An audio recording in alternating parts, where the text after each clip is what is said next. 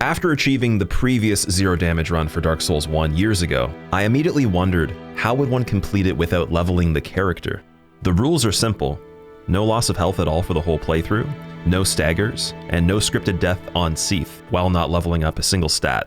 Since the spell Fall Control is required, and no character meets requirements right away other than the level 3 Sorcerer class, you'd have to stick with that as it's the only option possible. After actually routing the run recently, I learned that the level 3 Sorcerer can't use the level 1 character's weapon of choice, the Giant Blacksmith Hammer. This means we would have to settle for less damage and opt for the Lightning Spear, the only good weapon that's guaranteed for the run. I also wouldn't be able to parry with the Grass Crest Shield either, but that could be easily replaced with the Sorcerer's Starting Shield and many others. This is the hardest challenge that I have done on Dark Souls 1, with the occasional 15 to 20 minute Ornstein and Smough fight, as well as requiring 10 parries to kill Gwyn, literally 5 times more than the original 0-hit run. I present to you 0 damage taken at the lowest level possible on Dark Souls Remastered. ILU Miyazaki.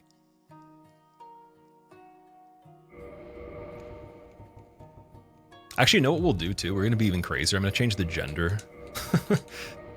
In 2025, that's probably a crazy statement. We're gonna make Miyazaki's fangirl here. Do Dubious Kareem still. Do definitely Pigtails. Definitely, I guess red. And gotta make her blue as well. This is a rare occurrence here. Hopefully it doesn't screw up anything. I think it's probably about the same, but let's try that. Speedrun Dark Souls Double Trouble. What is that? That's how you feel when you start a new RPG. Everyone abbreviates everything. Spell names, armor names. I guess I kind of create the same problem when I'm talking about stuff too, like RTSR and all that. But like genuinely though, for common conversation purposes, like even verbally, like out loud, I've never like heard people say some of the abbreviations you guys consider pretty well known. And I've even asked people about some of them and they're like, there's no way I would know that either. I'm just like, what? That's the first time I've seen a single letter one though. We went from like 3 letters to 2 letters to 1. Easy, thank you, dude. I appreciate it. Yeah, I think we're at like roughly, I'm probably approaching 5 inches now or so on it. I think I was around 4.5 before. So it just has a crazy amount of, without shrinkage, I'd be eating it. Like I actually have cut the front quite a bit. Taken it back at least a total of 1 inch now in the front, but I was already eating the hair essentially, like it was already in my mouth if it was wet. So thank God for that not being a thing right now. When's the M stream? See, like when I read that, I immediately thought of Metroid, because Metroid has a game called Other M, I'm pretty sure, or there's something called Other M that exists. Can't hear you say RTSR without thinking how V-Sweat says it. Hey, Squill, it's kind of weird that you're in the beginning of Undead Asylum so much and you keep not using RTSR. Or RTSR on the Asylum Demon. It's just kind of weird. Like, it's 2017 strats, bro. Like, I don't really know, man. Like, it's just like, I don't know, you know? That's how V-Sweat would rank the beginning of this run. Most certainly. Gonna sub to the YouTube channel afterwards. Okay, thanks, dude. Appreciate that. Looks like she smells really bad. I think being blue automatically implies something weird. But out of any color I could pick for smelly, I think green. Green is a guarantee, yellow is a guarantee, and also like the base character, just the regular beef jerky is probably not much different either. So if something's got to smell bad, let's let it be blue.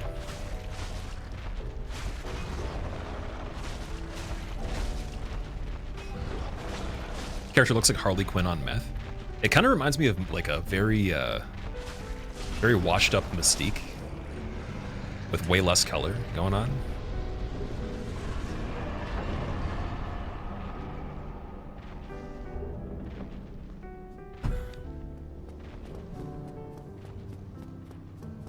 Blue or green are definitely signs of a fungus. What if it's an Elizabeth mushroom growing on you?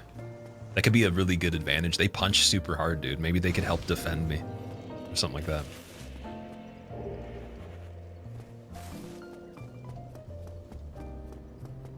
Oh, also, guys, I was gonna say, so technically tomorrow's stream, if we aren't to get this run today, I'm not gonna just be doing this tomorrow. I might take one attempt at it, but I do want to mix in a different idea, take a break. So we were saying like 3 days in a row, maybe 4 days max is a good limit to kind of cycle through doing the attempts on this, and then kind of, you know, taking at least a day or two away from it minimum.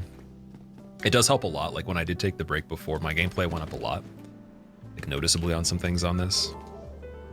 And it's not to say that I couldn't get this if I played it tomorrow the whole day, but I am very excited to do some other ideas too. So we will be mixing it up tomorrow. I want to say we're going to be starting the Elden Ring run.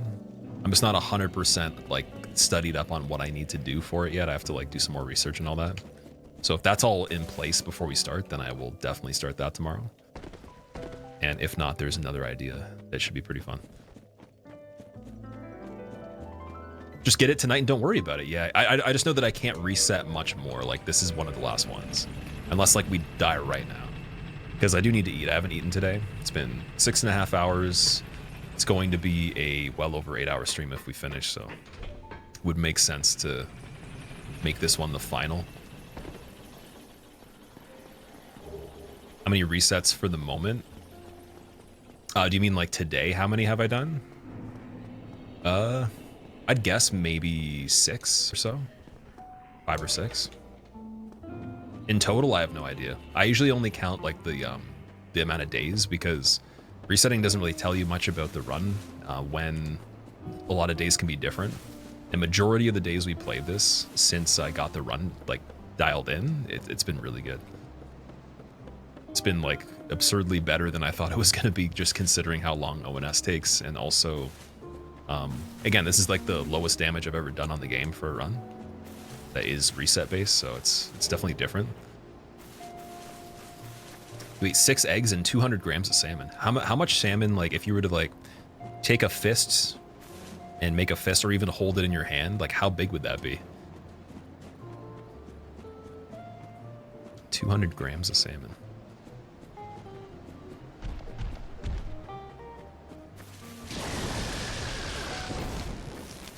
Ate 4 apples and had a cup of orange juice.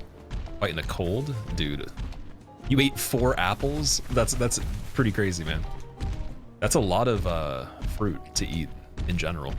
Or a lot of apples to eat. I'm gonna call you a horse from now on. I'm gonna call you Torrent.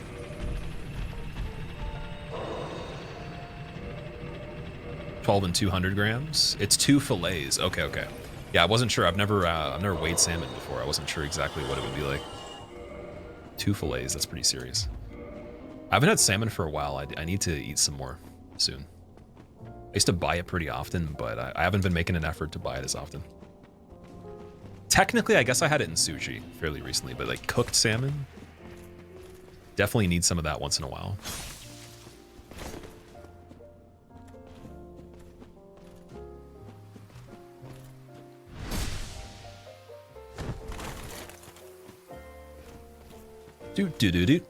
Oh, okay, we're in the wall now. For a second there, the camera was glitching. Too close to the wall for the backstab to handle.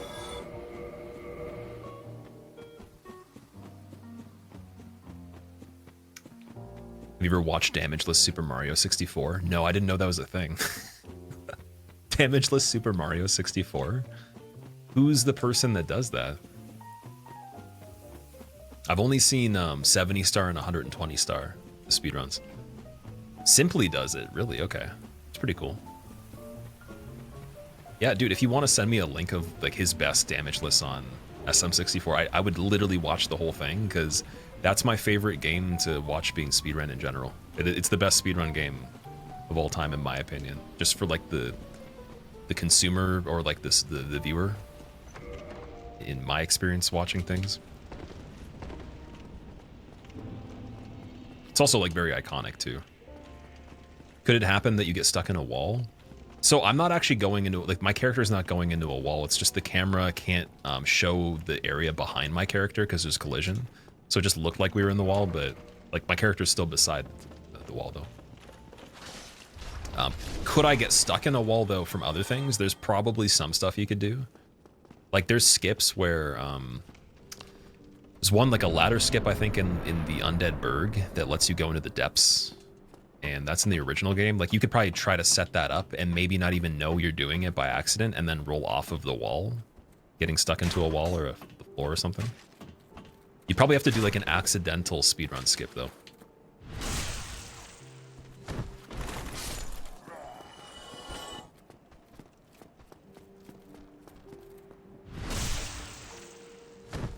Hitless Astrobot. I haven't actually even seen the like people playing that game. I saw the trailer. It sounds pretty interesting though. Like Astrobot. Is it worth it? Should I do it? Let me call Miyazaki and ask him. Wait, let me kill Taurus Demon. I'm gonna call Miyazaki right after and see what he says, because he's usually the guy that I have to ask for permission.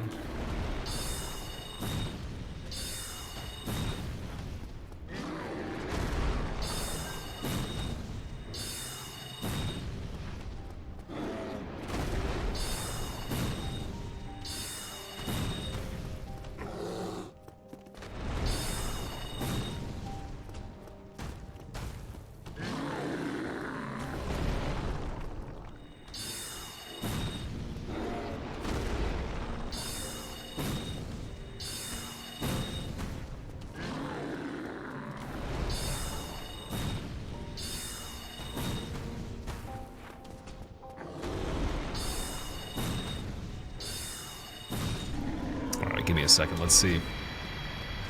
We're asking Miyazaki if I can play Astrobot Hitless. Hey, so they wanted to know if I... Only? Souls? Dark? Hail Lordran? Okay, bye. He said that, like, I can't play anything but this game before I could even tell him what I was trying to do. He doesn't like me trying different things. I have to usually ask him twice. So I'll call him again later. Titanite chunk. There we go. Okay, you know what? I'm liking this. I said we weren't going to talk about it not dropping, but I never said anything about if it does. I think that's fine. Do you share the Simply Damages run? So Azor, if you can send it in a Twitch whisper message, like a direct message, that'd be the easiest for me to see it later. Otherwise, I'd have to like click through in chat right now and then save it or something. Which, like, normally that would be a fine situation, but there's the aspect of me trying to get the run done quickly, and then also on top of that, once I click that thing and then more tabs pop up, I have to make all the windows go back to where they are, and then it's actually more my CPU, which I'd be paranoid about while doing this for some reason. So if you send me it in a whisper message, I'll check it out later. It could also be Instagram, Twitter, whatever you prefer. But I think Twitch is the easiest.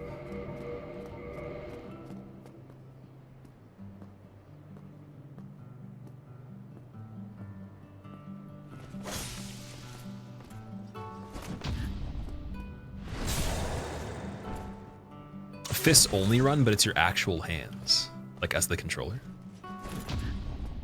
You don't have Discord? I do have Discord, but you'd have to add me on it, and I don't add everybody just because they send me a link.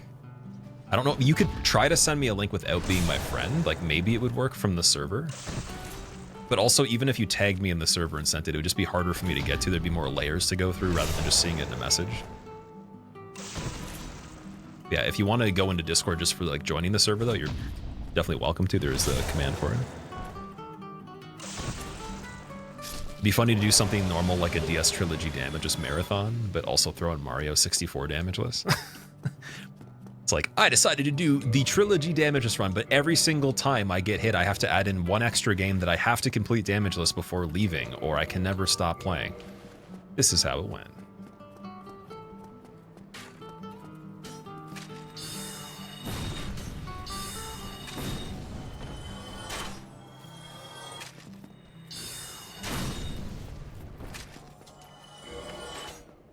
You died so many times to that Black Knight.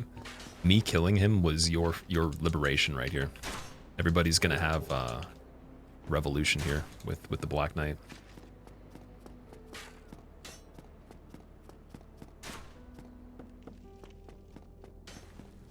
Okay, I'm not sure what PES means.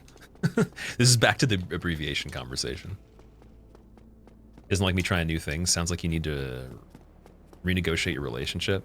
Explain how this hurts your personhood and open his mind to the new would create healthier bonds. So me and Miyazaki don't have a bond. It's more of like a, you know, you get to play the game until I say you can't, and I might give you saltine crackers and Dixie cups of water for nutrition. And like maybe for Christmas you'll get like a bag of baby carrots or something. Like, I don't know. It's pretty rough. Miyazaki, we have a contract that's it's very scary. I'm joking. I shouldn't say that. Allegedly in Minecraft, with also GTA 5 mods, there was a time where Miyazaki maybe called me on the phone and said that.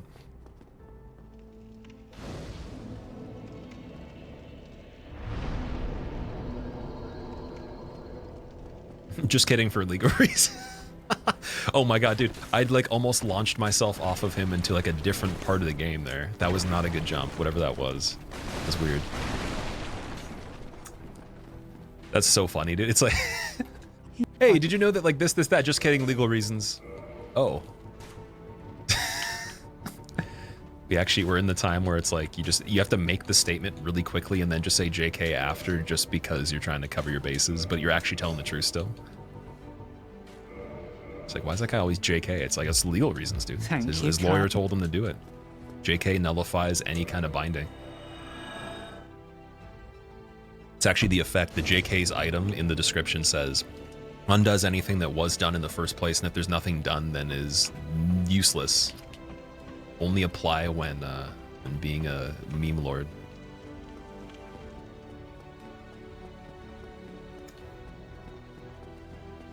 Zolias, what's up, dude? Layers. Onion souls. Actually, you know what? You just made me realize something crazy. Bro, if like Layers of Fear was like a person, man, it would be like Sigurd of Katarina, bro, because like think of how deep Dark Souls is. And then you got the guy that looks like an onion. He's got so many layers, bro. And he's so afraid, but he doesn't talk about it that much, bro. Fucking cool, man. Fucking Layers of Onion, man. All right, anyways.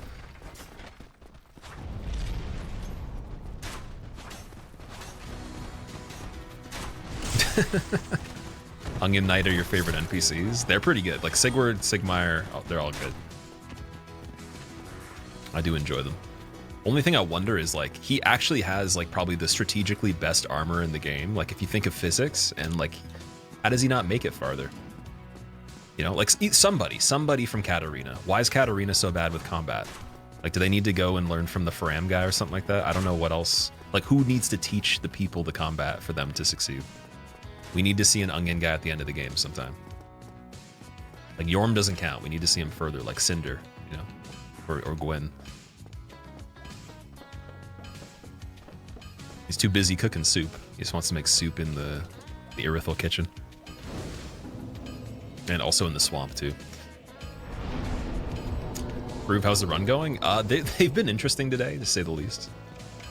Different things happened every single time that like we actually have not had happen yet, which is really interesting, but also kind of scary at this point. Still pushing through though. This is the final attempt right now. How are you doing?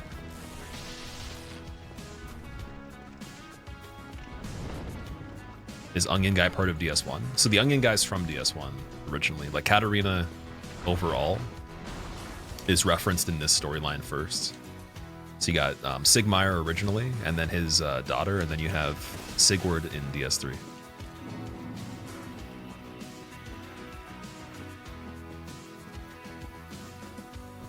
You do a Prime Minister of Canada damages run? Well, if I wanted to do that, then I just take the game and I'd put it in a garbage and I'd set it on fire. And then take myself and stand in the fire and smile, and then tell you something that's not true. That's exactly what I do. Allegedly in GTA 5.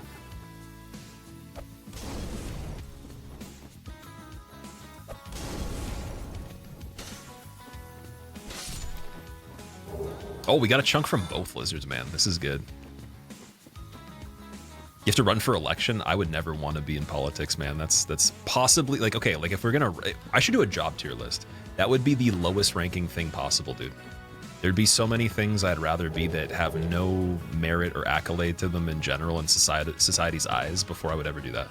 Like, you could not pay me any amount of money to want to be in that position. That's just, it's like, we could say, like, for the people that are like the best options that you could pick in the entire running of the political system, North American wise, we'll just focus on that at least. Like, we could say that the best possible candidate, it would be an acquired taste kind of thing, but just for the overall landscape of the system itself, like, I would just, not in my like wildest dreams would I ever want to do that, ever.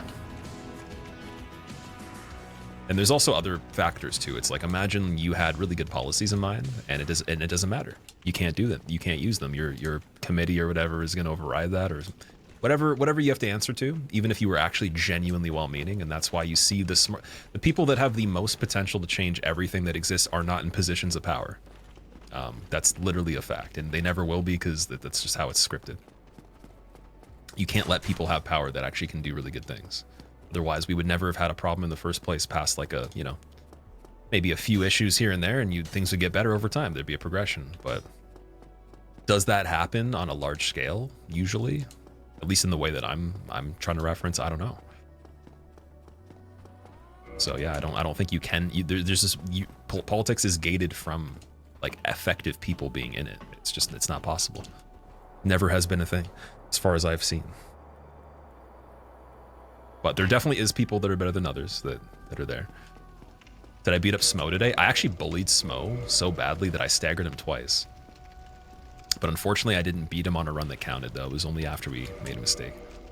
So it was kind of like a revenge bully kind of thing. Even though I feel bad for him because he's like a punching bag at the end of the fight. He really means well. And he's usually very polite, too.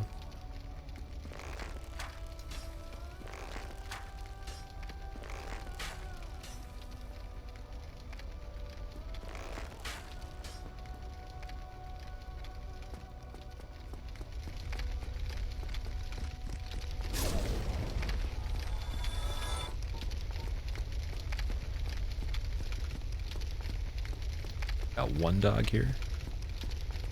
This character's body fat is 0. I don't think this character has skin, to be fair, so the fat wouldn't be staying on the body, it would be melting immediately. That could be actually a really effective workout program, too. It's like, want to know how to lose body fat really quickly and shred for the summer? It's like, don't have skin. Easy. It's also like not safe to take while during pregnancy, and subcutaneous fat will not count, including visceral. Consult a doctor before you check anything else. Somebody help You work in me, state Dad. politics, can tell you there are people who finished. have potential of being How did this effective but ever get happen? neutered by the other people's politics, Bendrick. Yeah, exactly. Like, I know people that work in our government system that have sat face to face with the leader of our country, and all their opinions are exactly this. All the statements are exactly the same. I'm not even going to get into what they say, but it's exactly what I've said since I've had like my opinion formed originally without even knowing the guy. And so it's pretty self-explanatory. It's like if you're literally working with the person, then you can even just get you're like the closest you can possibly be without being above, and you truly get to see like the best of the best. And even behind closed doors, it's still pretty fickle. It's like, what are you gonna do? It's the truth, right? But it doesn't matter though. You can't focus when it comes to politics on one person.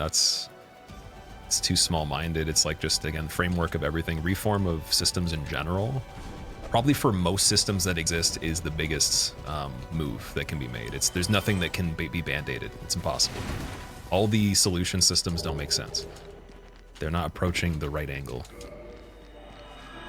But again, that's only in the context that you understand there is some sort of state that probably is not going to serve anybody the best possible way and create the best ripple effect in general. Oh, the dogs in Dark Souls Hollow are just evil? They most certainly are definitely like undead or something, because they look like they're zombies, right? In the third game, though, the wolves that are in the DLC, I think they're actually alive still. The dogs in the main game are definitely undead. And then this one, it doesn't have a single dog type enemy that's actually normal, except for I guess like if you go in the DLC before Calamite, they look like they could be kind of like zombified a bit, but they're definitely like weird though. They have like the glowing eyes and stuff, so I think they are hollow in there too.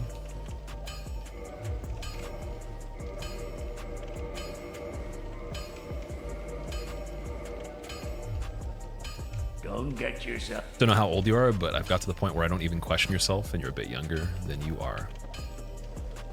I'm not sure what you mean by that. You don't question yourself?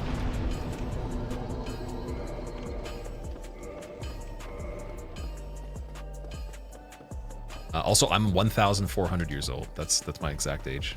My birthday's every day. It's the ongoing joke in the stream. Sif doesn't look undead. Okay, Sif is a boss, so I guess for regular enemies, they could be. Sif is definitely just got into the bag of treats and didn't stop eating. And also has a rare genetic disorder where her bones grow as well as her organs when she eats, so she just became giant.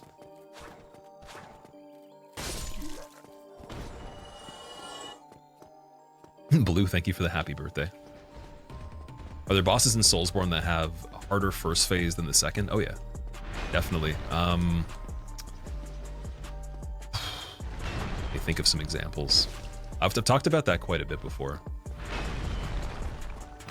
But some of it depends on, I guess, on how you particularly play the game too, or what you find more comfortable, like what kind of attacks you like to punish. There are some though where the second phase really doesn't make as much sense. Like Soul of Cinder is a good example.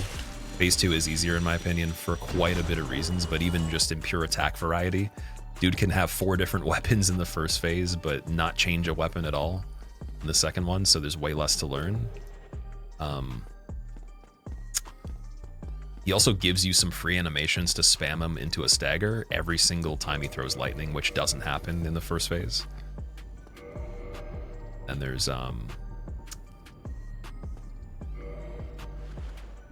yeah, I'll have to think a bit more for the other ones, but Soul of Cinder is a really good initial example there. And then there's some like where depending on if you use a certain method of some sort, there's either no difference or it's like about the same.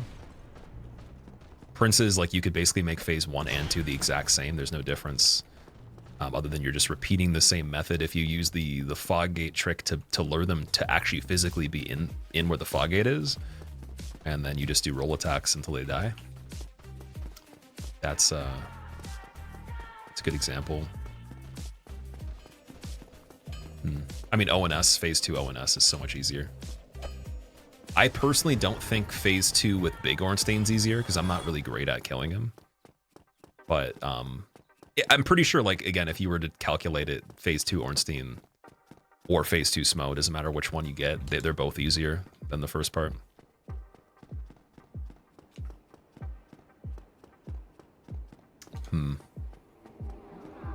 I find Velstad easier in phase 2 from DS2 because he does the attack where he leaves himself open for a long time with the dark magic. That doesn't happen in the first part too. Basically anybody that has openings that are massive with a lot of the same attacks or like same possibility as the first phase, but only when they introduce those bigger openings in phase 2, that typically makes it a lot easier to capitalize on. Yeah, I don't know what else. There's tons of stuff. That's just some of them.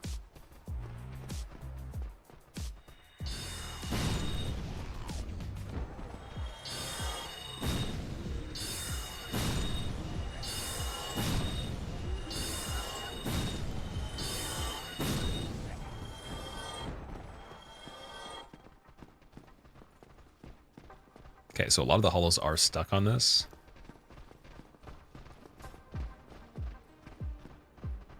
They're in the spot they usually do get stuck in.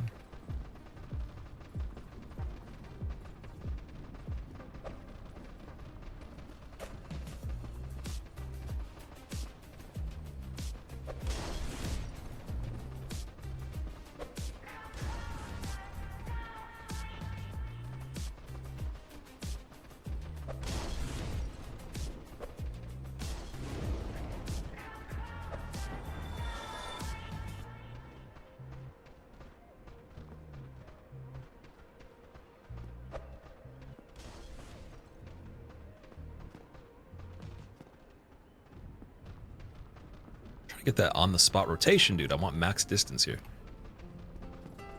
There we go. It's a little bit better.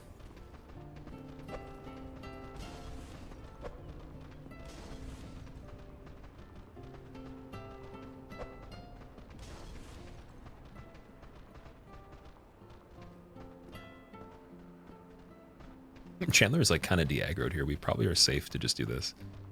It's funny that he's not looking. He is now, though. Might as well do double bomb here. So I guess he actually... Let's wait for him to approach us. He's probably going to walk after us after a second. I think that might have been all the hollows that were left. I'm just going to assume there still might be more, but they would be running into him typically. He's going to walk back and de-aggro now. Really? Okay, Trident, please. No Trident. No big deal. Chandler dude has the weirdest dance. I love the Trident dance. It's so cool. Vort's fetishist cousin, Bort of the Vorio Valley? What is Bort of the Vorio Valley?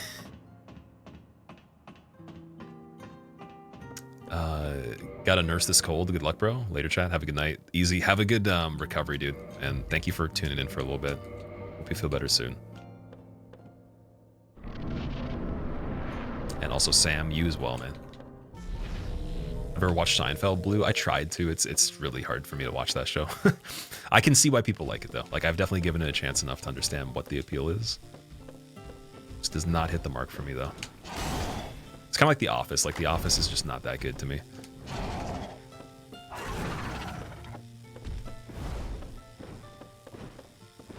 But I like Steve Carell. Like, I think he can be funny in certain things. Just, I don't know. Something about The Office as a whole. It wasn't enough to keep watching it.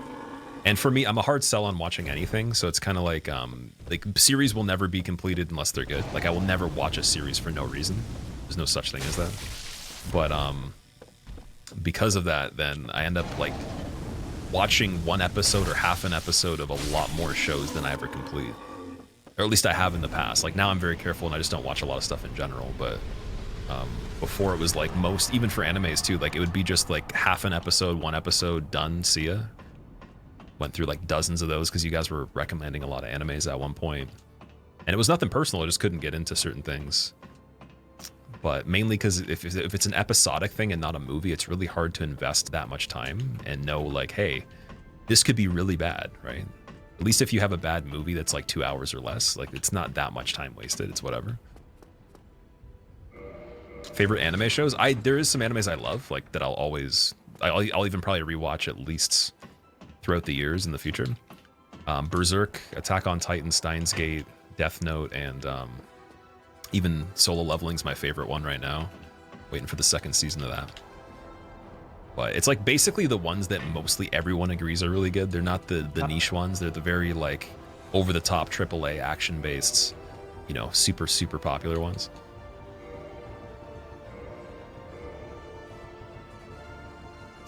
But yeah, out of the more popular ones that I couldn't get into, I mean, I tried giving Demon Slayer a chance, couldn't get into it.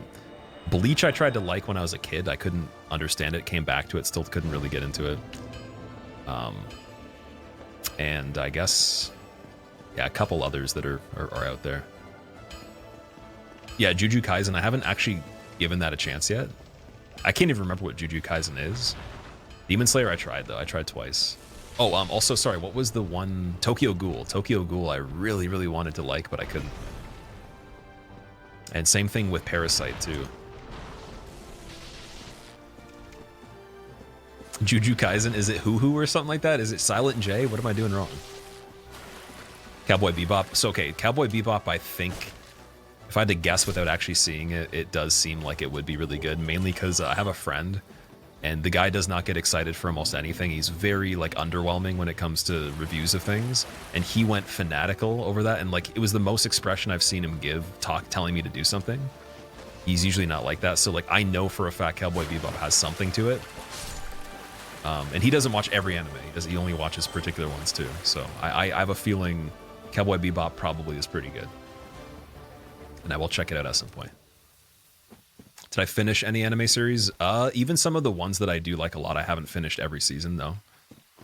So I think Steins Gate's completed. Berserk for the 90s stuff, like definitely completed, as well as the Golden Arc movies. It's pretty easy to complete Berserk. You kind of have to actually get the point of it. Attack on Titan's not completed. I haven't went back and watched past season. I think I haven't seen season 3. It's only 1 and 2. Or up until when the intelligent monkey titan was killed or whatever, whenever that saga ended. And then there was I also really like Psycho Pass. Psycho Pass, I didn't watch the second season, I think it was.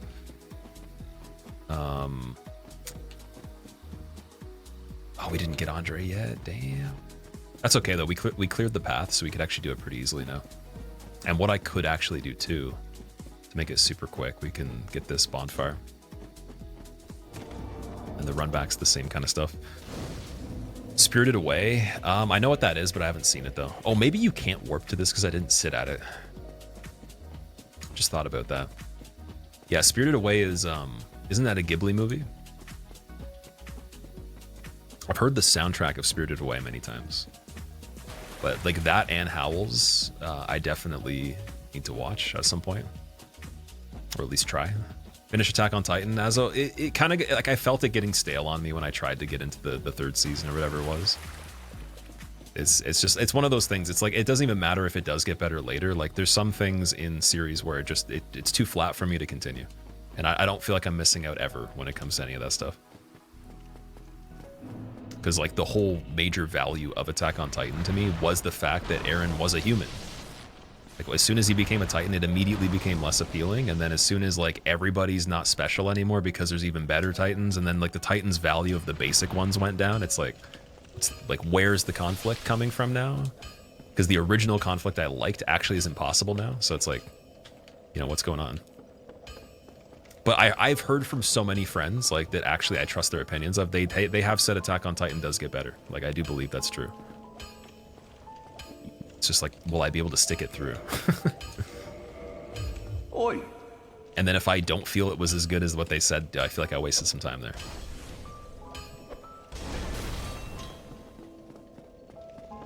Don't think you can warp to that bonfire anyways. I'm thinking of homeward boning back, not so much. I shouldn't have said warp, but I was thinking, hey, we cleared the enemies so I can light this bonfire, then homeward bone back to it. And the run back for the enemies will be clear at least. You have to actually sit down, unfortunately, to do that, I think. Why are you killing Andre? For the crest's key to the forest. Because it's 20k, and like if we wanted to actually even get it, not only would we have to kill something else right now, but even if I saved the whole budget from gargoyles, we wouldn't be able to get homeward bones. So it would make the run a lot longer and kind of annoying if we don't do it. He also gives me 3 humanity, which helps with saving the run if I have to homeward bone on 4 kings so many times that I run out of them. It's like the only way to justify that. Because there's not a lot of emergency humanities we can get.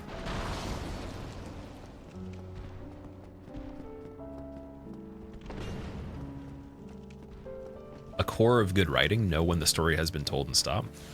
Of course, yeah. And like that's the thing with these bigger series, you have to think like, did they make the extra story after, or was it already a plan in the first place? Because some things when they're planned all at once, it makes it such a different, it's like a game changer compared to if they add on installments afterwards. It can be achieved that adding installments afterwards works, but it's way less likely than it being more cohesive, right? We got 1 purple moss. Worst financial decision I made, Blue?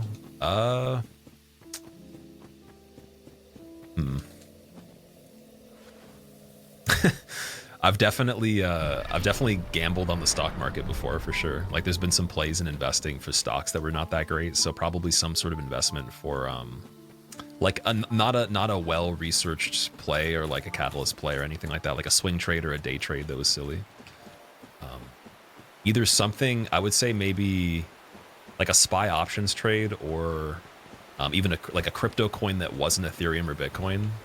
Like it wasn't Doge. Oh, Shiba was my worst decision financially, like bar none, because Shiba, I didn't have any reason to invest in it, and I made about $2,000 something off of it one time, and then I tried to reinvest that again, and then I lost most of that profit. So I still walked away like positive to a degree, but I lost almost all my profit.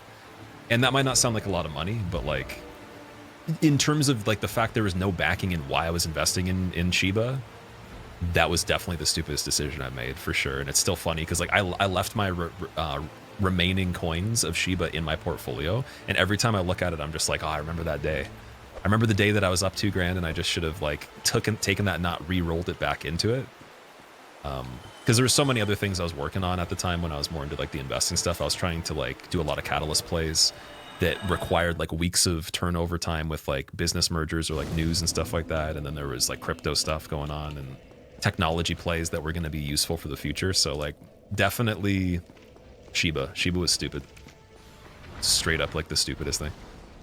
There's nothing you can really do with Shiba coin, right? Like I'm not using it as a currency to buy anything, and it's not teaching me anything. There's no experience from it really.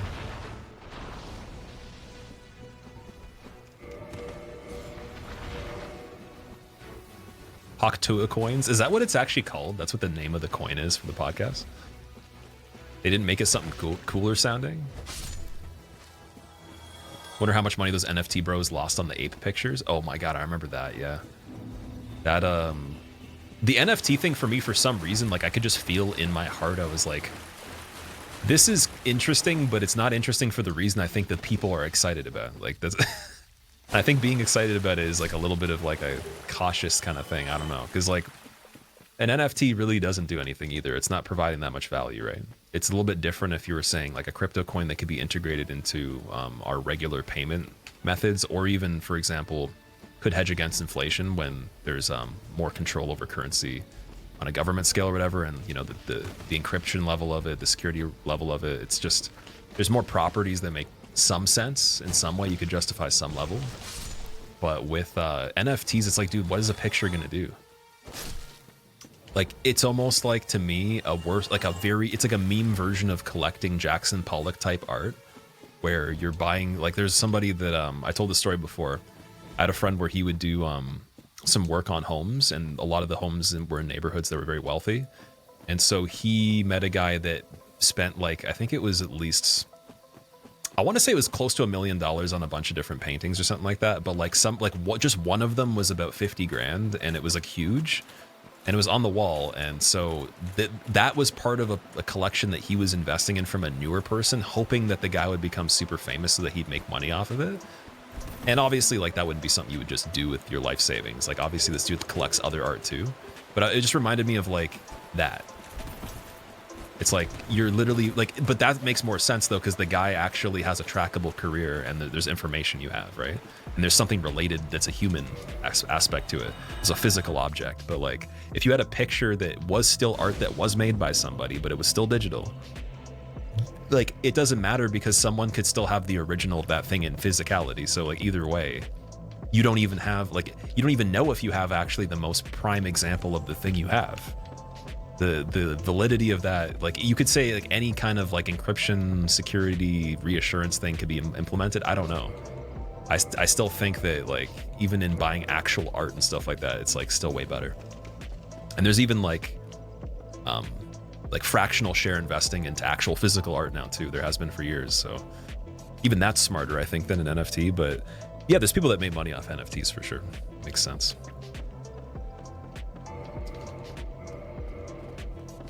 Okay, we're gonna go to Quailag now.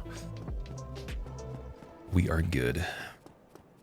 Art's the tax write-off? It could be. Like, there's lots of things that can, but that's not really the point though. It's more so the fact that, like, I'm just trying to compare the fact of, if you had a physical painting in your hand, that is more intrinsically valuable than like a digital thing that says you had the original copy, that only can be valued by the like, I guess like the word of mouth, like, or not even word of mouth, but the way it's presented, right? You couldn't convince somebody that like a digital image of something is that important beyond what you could convince somebody of an actual painting, because maybe that person that painted it does have a successful career. and they are famous at some point. So it's like you're owning a signature of that person in a way. Whereas same person makes a digital copy, it's way less valuable automatically. That's my take on it. Maybe I'm making a weird comparison by saying that. Like imagine I had a picture of an instrument. Like let's say I had an instrument that I'd never play. It just hung on the wall. It was like a non-reissue 60s Les Paul or something like that was played by somebody that was famous. And I have a picture of that Les Paul. And that picture of Les Paul's valued still pretty high like the guitar is. And neither of them are ever going to be touched other than just like moved around in, you know, in some way, but barely. Like it's not going to be traded or touched, whatever. Not going to be played. They're both like stagnant objects. I'd rather have the actual object still, because even if you never could play it or plug it in or do anything, there's a tactile story to it that you can reassure is actually like it can be verified for what it is way easier. Okay, anyways, ball control, decoy, and then we have enough to get All right. the better arrow, thankfully. And I actually have bonus chunks here, so what I want to do is take the liberty of getting extra and doing ONS with a crazy setup here, because I think we could possibly get +5 What to have we here? it might work. You're 100% right. Yeah, it's hard to word. I guess what I'm thinking in my head, I'm still not putting in the words properly. There's a word I'm trying to use, but I'm not sure how to say it. Because like I understand the thing, there's things that are digital that you can't see that are still way more important than physical things too. It's not always like the rule that digital stuff doesn't mean anything, but I'm just trying to think of like the terminology. Goodbye then. I guess it has a higher chance of having historic value, right? There's a more traceable and linear historic value that is attached to it.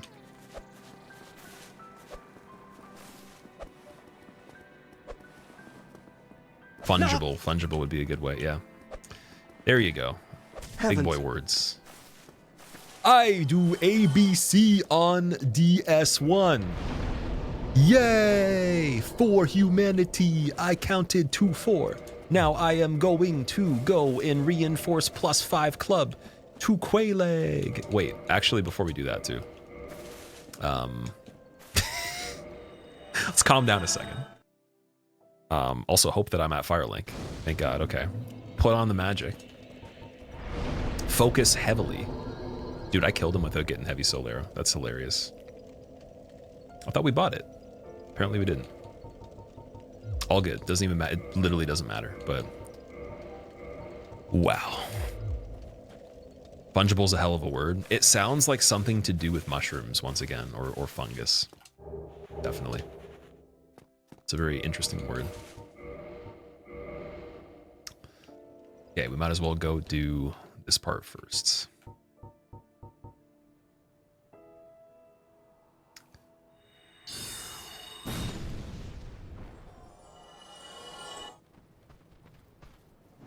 Ooh.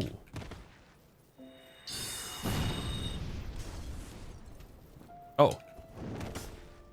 Oh, I see.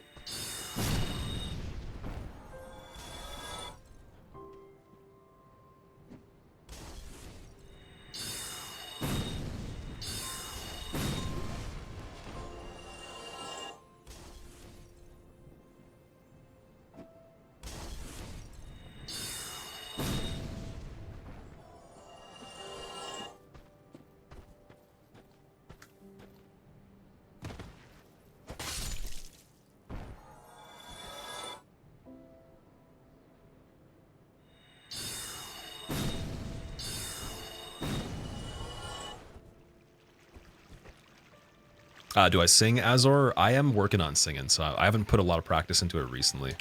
But by the end of 2025, I will sing on a level that's probably slightly above average is the goal. And I'm actually going to consult with someone to teach me, for sure. Like I definitely need lessons to really solidify it. So I'll promise you I will take a handful of singing lessons minimum.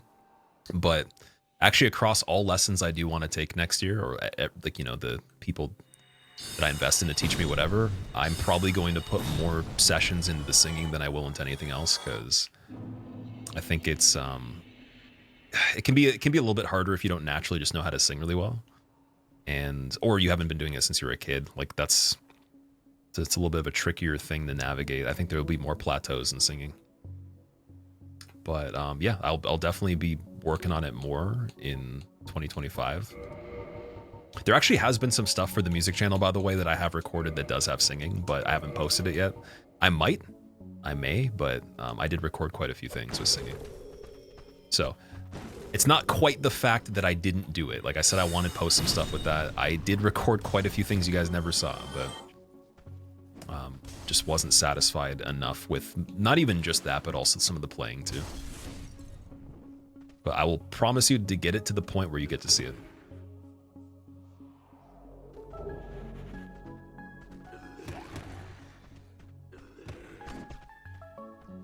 Azor, thank you, dude. Yeah, that's the thing that's interesting. When you sing, I don't know how much speaking voice actually plays into anything, because like you just have preset range in a lot of cases. Like for example, someone that can do 5 octaves is not common in my opinion. But like, let's say you're predisposed to be like multiple octaves and then like in a certain range, like tenor or, you know, baritone, etc., alto, whatever the hell they do with that. I don't think anything to do with how your speaking voice sounds changes your ability to have multiple octaves and be in some range that is possible to sing with, right? Unless you have some sort of damage to the vocal cords or like a condition. But yeah, like there's been people that have asked me like if I thought that if someone has a good speaking voice, if they would sing well, and I'm like, I don't think so, because it's you're not actually creating resonance in the form of a pitch or a note, right? There's a frequency to it, but it's not actually intentional. It's just a natural sound. It's a natural vibration. If you were trying to put like focus into it and modulate your voice, it's a little bit different. So like anyone that has functional vocal cords can do that. It's just it's a skill. You have to like learn the mechanism of it. 50 minutes on Taurus? Or I'm actually still on the Taurus split. Nice. Okay. Cool. No, we're not quite on Taurus technically. Yeah, that's crazy.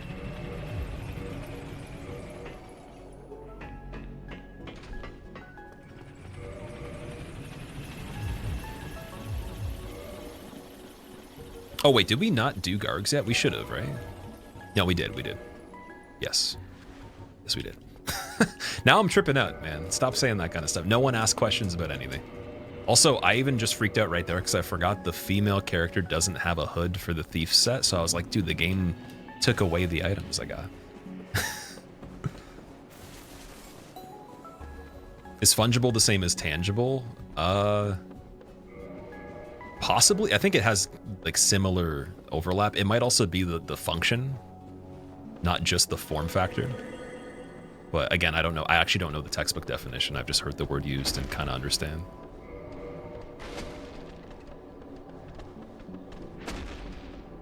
Lock in. This is for reals. Okay.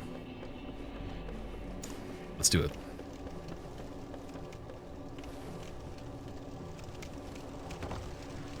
Just a little bit less fun.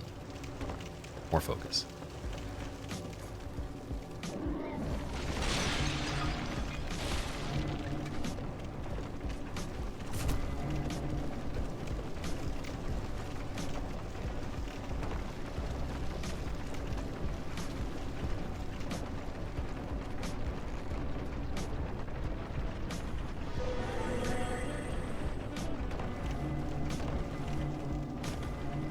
You want me to do it first so you can try to beat my time, Ghost Boy? Are you dead serious about that? Because if you are, please record it or stream it and let me watch you. Also, tell me when you're starting it too. If you're genuinely serious, if anyone's gonna try this run, please let me know you're doing it, and I want to see it.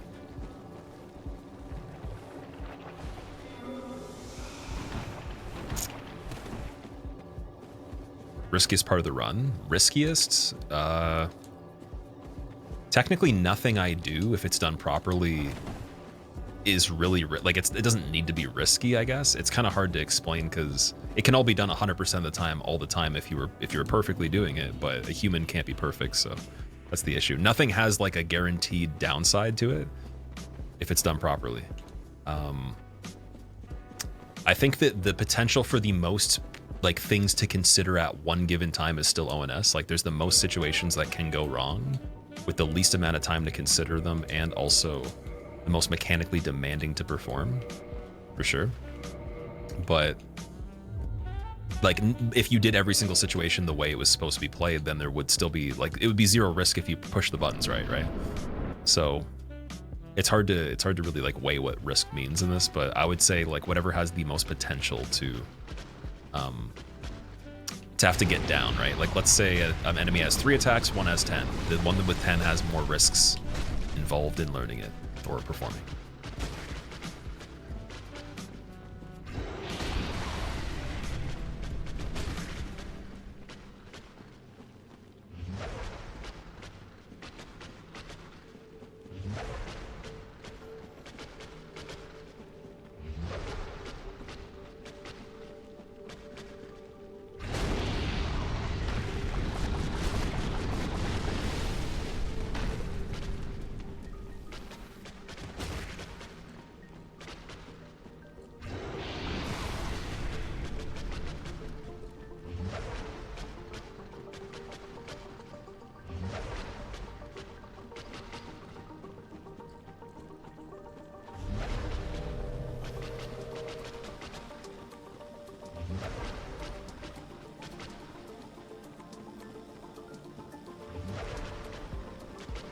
Mouse and keyboard can limit you, Robit. So there's differences between them, but like the best example I can give you is if you're comfortable with a mouse and keyboard, I'd recommend using it.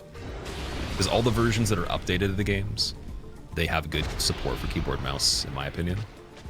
Especially the newer games that are original too. So it's just like a user-related thing. Like one of the best DS3 runners in general only plays on keyboard and mouse because he's never played on a gamepad when he was a kid, really. So he can't really use a controller that well. But he can actually do certain things a little better than you can do with the gamepad. But there's limitations to other aspects of his gameplay, right? And I can't remember the exact examples he gave me when we were talking about it, but he did say that like, I think it was something to do with the menuing, that the menuing can be a little bit harder on keyboard and mouse. Like it's a little bit more involved. But for example, if you want to make a perfect direction to run or turn, you can run perfect 90 degrees, perfect north, perfect south. You can rotate by pixels or whatever the DPI of the mouse is set to, which is way more accurate than the range of motion of a controller stick. And the input delay is always going to be the best on a keyboard, in my opinion. It's not going to be super noticeable on a controller, even with wired, but it'll definitely be better on a keyboard.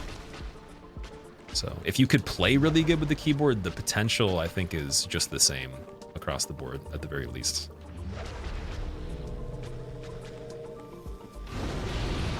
Ooh, that was a really good jump right there. Nice. That jump was sponsored by Doc? Okay, wait, we have an accent. That jump was sponsored by Darkwood Grain Ring. All rights reserved. What's going on here?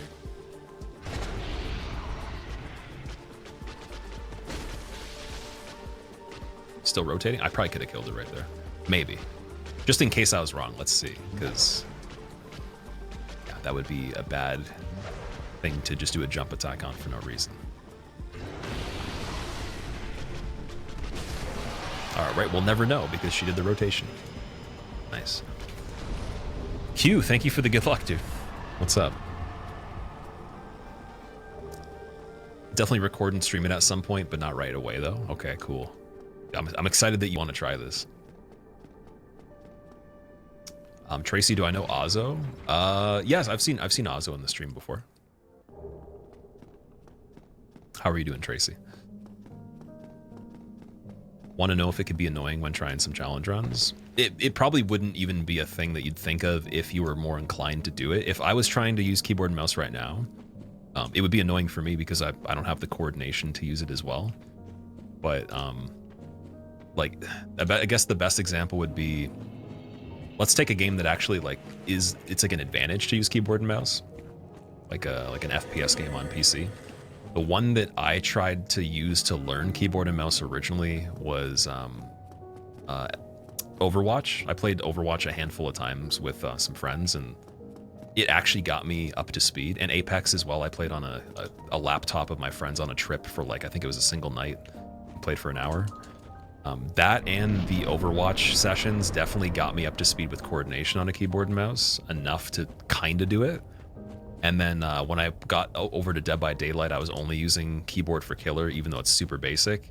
And then coming back to doing stuff like this, when I just screwed around and tried it, or we had a marathon where it was one of the conditions that you guys activated, it was so much easier. It was like stupid easy in comparison. Ozzo's 5'11".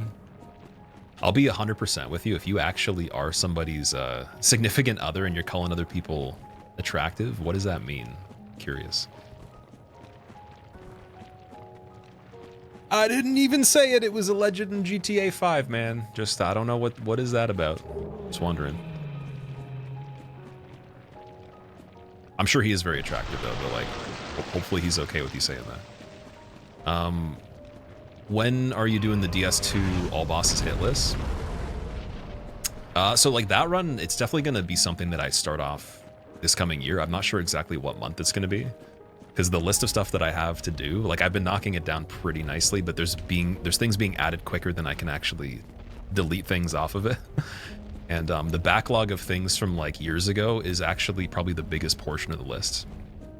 So there were so many runs that weren't actually the three big ones I talked about, which is Sekiro All NG Memories, Damageless, Damageless All Content DS2, and then also Bloodborne All Content Damageless plus Chalice Dungeons. Like that was thought of probably, I think it was 2 years ago I came up with the idea that I wanted to do those at some point. But there's things from like even farther back than that. So I couldn't tell you. It's gonna happen this year though. I am gonna try it this year.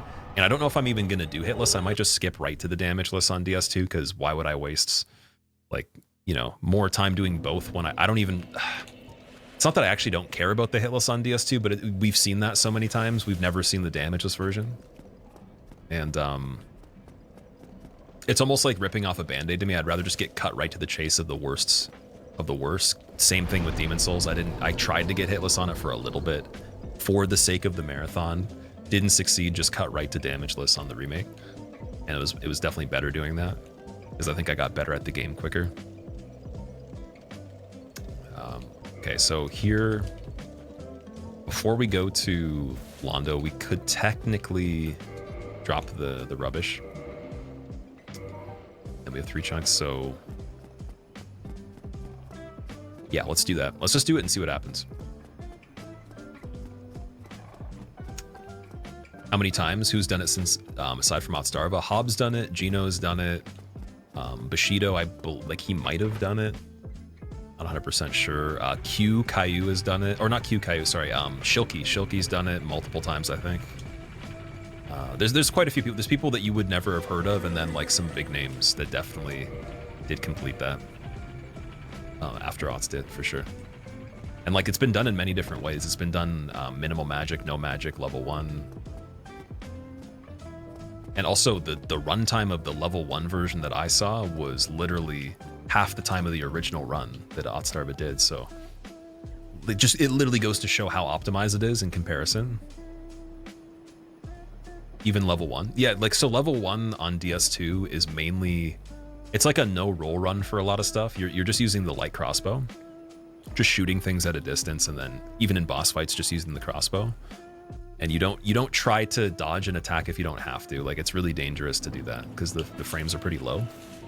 So with like 9 frames being that the character has everything boosted, all the items boosting it from the base level of, I think it's like 6 frames you start with. You really do want to be far away from everything. I think on Shilky's run with level 1, he literally only dodged 1 single swipe from Fume Knight in general. Everything else was just walking behind the attacks like really intelligently, or sprinting in weird directions underneath the attacks, whatever it was. And it's nice because DS2 is so basic that you technically can do that a lot more. That's why I was saying no roll on DS2 might actually be kind of fun. I don't know. There's a lot more strafing methods. But yeah, you can't afford to play it aggressive with level 1. So it probably seems a lot scarier in your head, but then once you see it, it's like, it's just a game of patience and shooting things a lot. With again, it's an incredible amount of difficulty. I'm not trying to say it's an easy challenge. None of the stuff we talk about casually is easy at all. Even the things I say are easy are not easy. I'm just comparing them to other things. So, and I'm also brainwashed in a way with difficulty. So it's like, by no means on a general scale is any of this stuff like super simple like I make it seem, but it's like, it's definitely been figured out to a level that's very comfortable, even at a more aggressive level than it was before, like, or with greater stipulations, it's much more feasible. Now the damageless part of it, I don't know, because Red Tear Stone doesn't give you too much of a bonus. It's only 20% in that game, so it shouldn't be too bad. And like the build choice, or the build variety, the build potential is pretty high. I could use magic if I wanted to. The level 1 component of damageless, though, I'm not sure you can actually make it through the areas for the fall damage, so we have to figure that out. Impossible without range. Yeah, like a lot of people have said they want to see the all content bowless run for DS2 just from somebody. I don't know if you ever will, but it is truly one of the things I think without the bow it would be just ridiculous, man. It's kind of sad too, because it's like, it's purely just based on their emphasis on the quantity of enemies. It has nothing to really do with the enemies themselves. Like, they still probably could all individually one-on-one be fought with a weapon, or a regular weapon.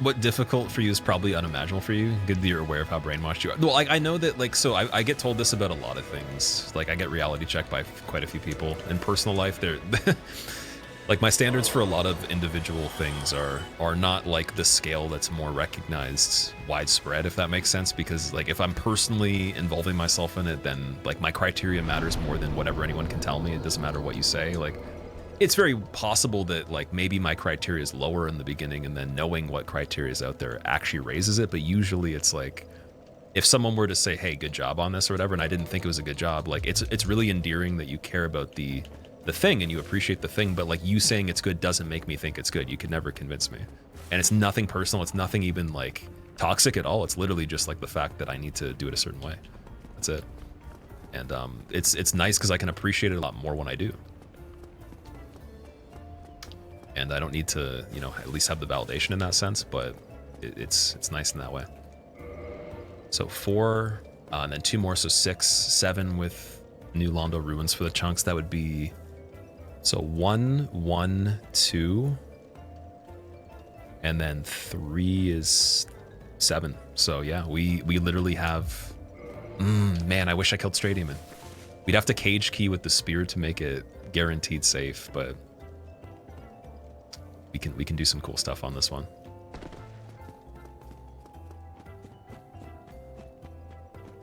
So yeah, I'm gonna drain the seal early, and then we're going to have +4 guaranteed for ONS, but we could technically do +5 on it. Just have to take a risk on the Stray Demon, do it with the club if I wanted to, or we run back there Bruce ends. I think +4 is probably good enough. Like, +5 is not going to make me, like, not make a mistake. More likely than not, it's just going to be a little bit of a longer fight.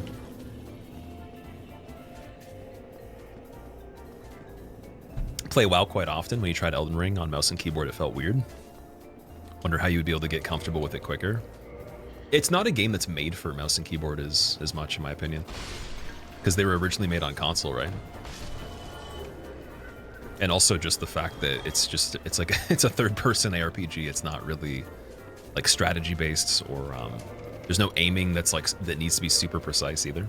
There's not a lot of reasons for a keyboard to make sense.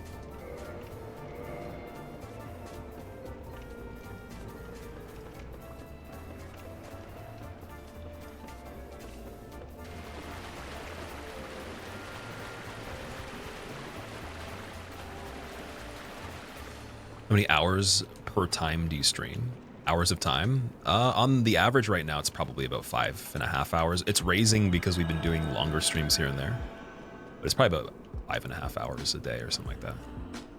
Across the board since I've come back. Maybe a bit more. Well, we'll say 6 for good measure. How about that? This definitely has been some short days too. But it'll go up though. Like we're gonna have some grinds that are like they're just gonna be it's gonna be necessary for them to be longer because I won't be able to do a single attempt of something without it being as long as, for example, this stream right here. Especially in the beginning before it's like refined as much. Some of those bigger runs I mentioned are probably 7 hours, 6 hours played on the average speed.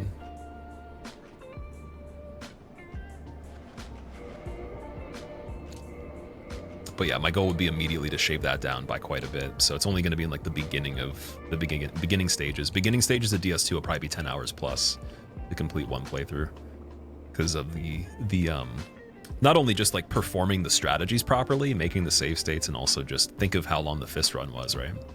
But then I have to do that perfectly.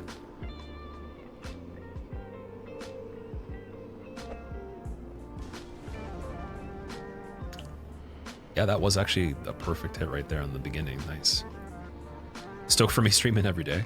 Again, there will be breaks here and there, and I will take days off when I feel like it's necessary or if I need to do something, but there'll at least be a backlog of stuff. Like I'll try to make sure that the other channel for the main YouTube and the even the second one is a little bit more lively.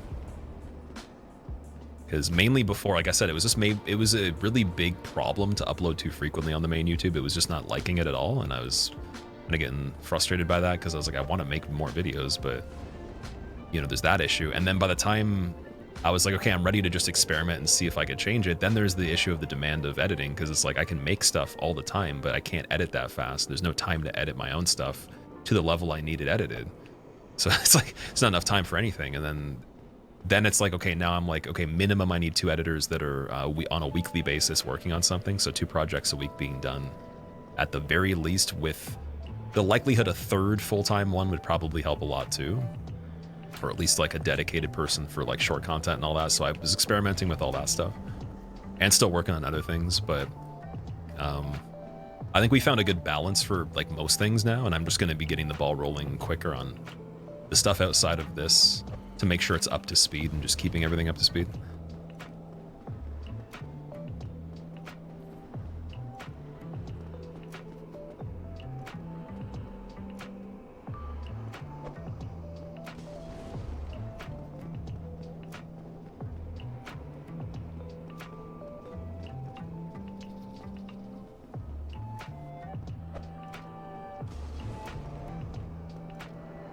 Okay, we're good.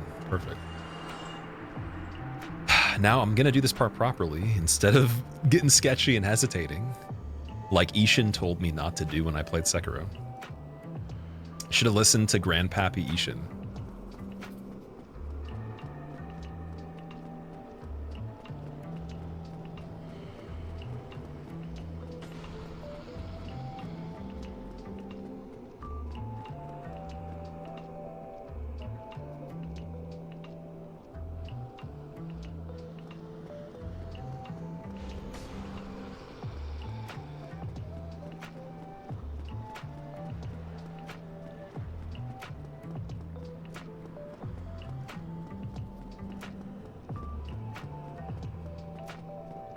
Sekiro 2, you need that, yeah?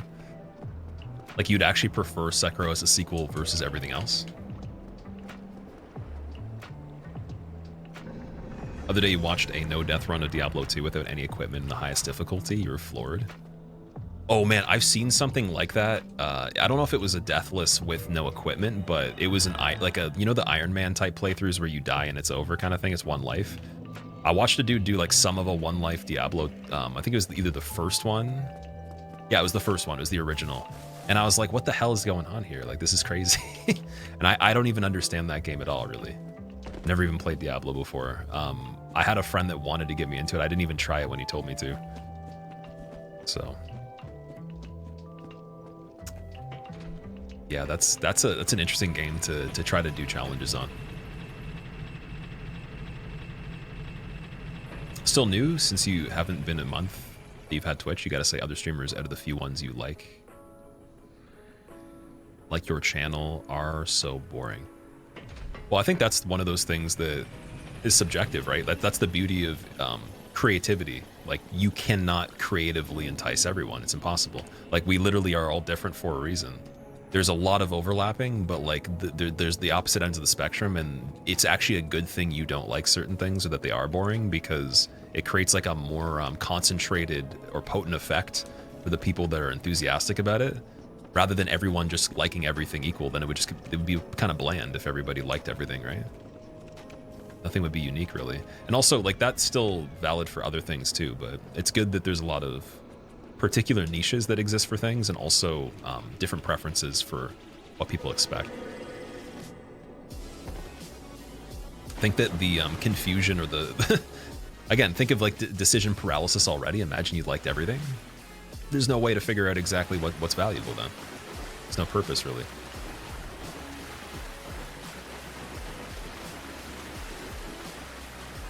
Or maybe there is, but it's a lot less.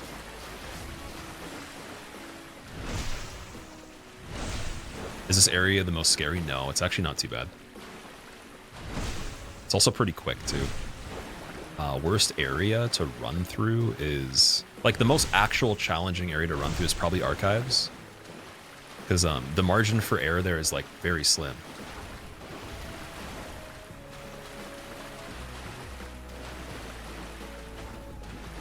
But it's still also not a long area either.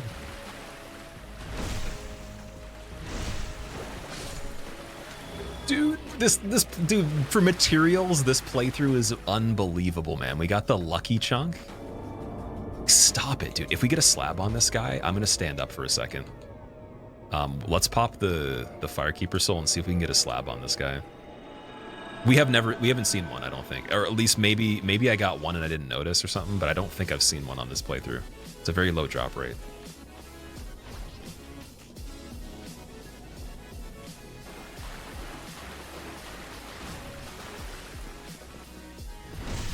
I'm not really a fan of the backstab on the stairs. Let's try to move that.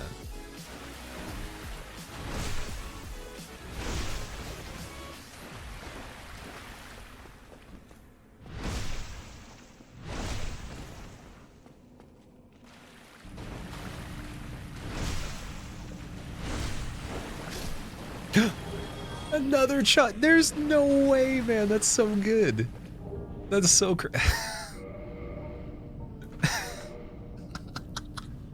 I don't know why I'm so happy about that, dude. That's amazing. Oh my god.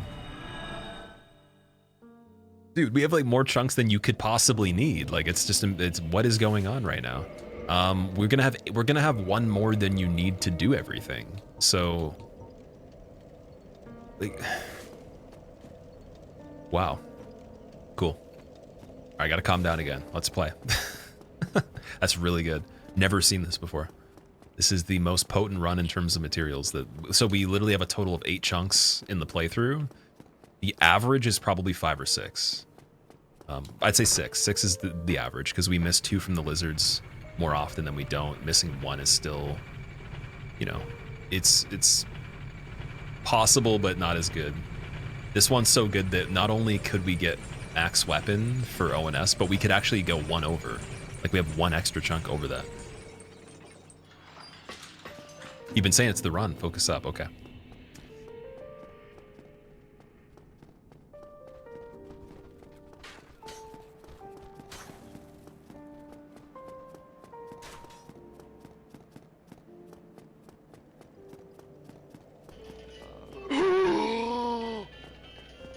Oh, also, Tackler, Happy New Year, man. Happy New Year.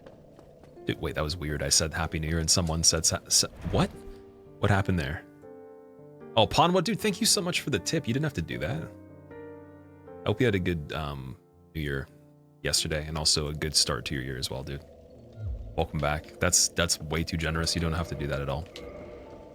And now I feel bad because I can't even give you a chunk that I just got right here that was lucky. Trade. Yeah, the nicest thing about this, so we actually will skip a whole segment or a whole part of a segment now, so we don't kill the second giant anymore at all. No need to do that.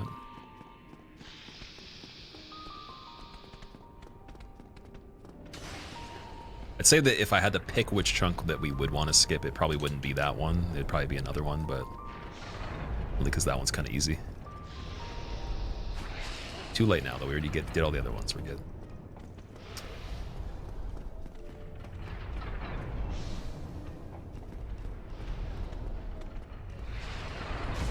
Soul of the lost withdrawn from its vessel.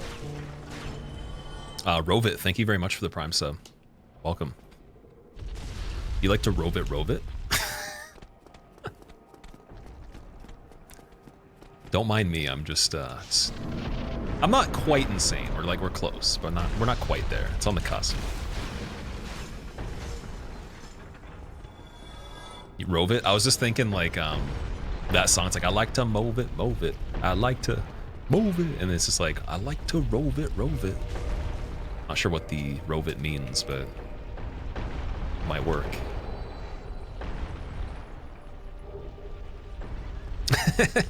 Yeah, I probably should have told you that first. Should have sang the song to you.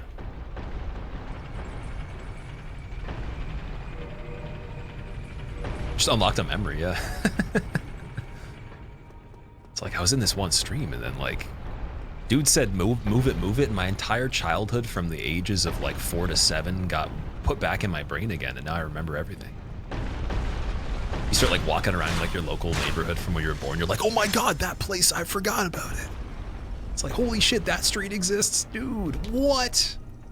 Green jelly beans are a thing, dude. Like, okay, I'm having way too much fun on this. I gotta stop. I keep saying it's like hard to though. I think this is Miyazaki trying to play comedy warfare right here. He's just putting the perfect messages with robots in chat to make me just laugh.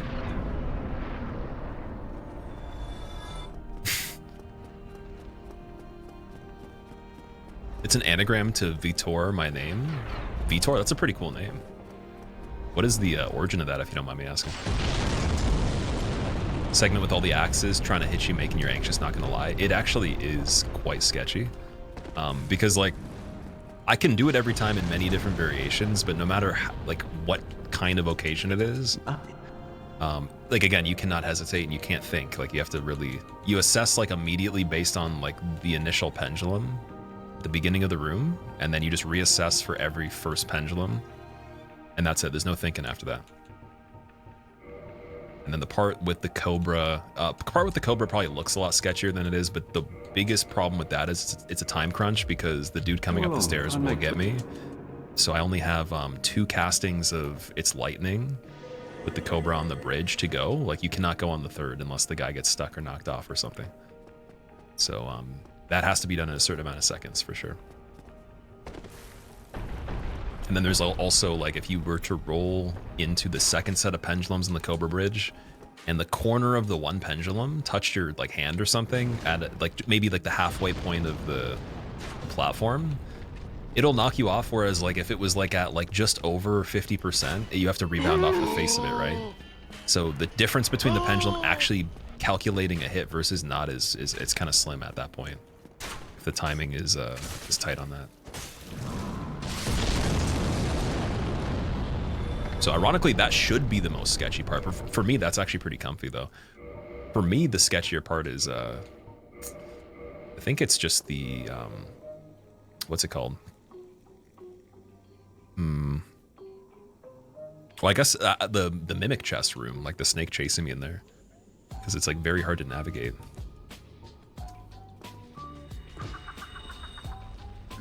Azurcal, thank you for gifting Phantom Skater a sub. I appreciate that.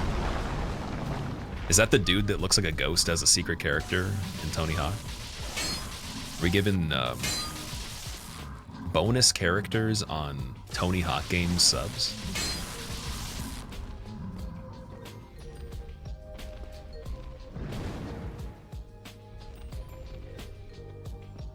You have no idea. I actually don't even think there is a ghost in Tony Hawk. Anybody ever play 1080? Like the N64 game? Snowboarding?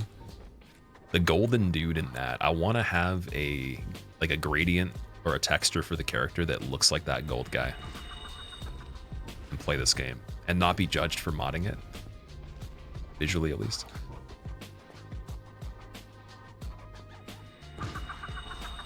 You make it look simple, but it's not for sure.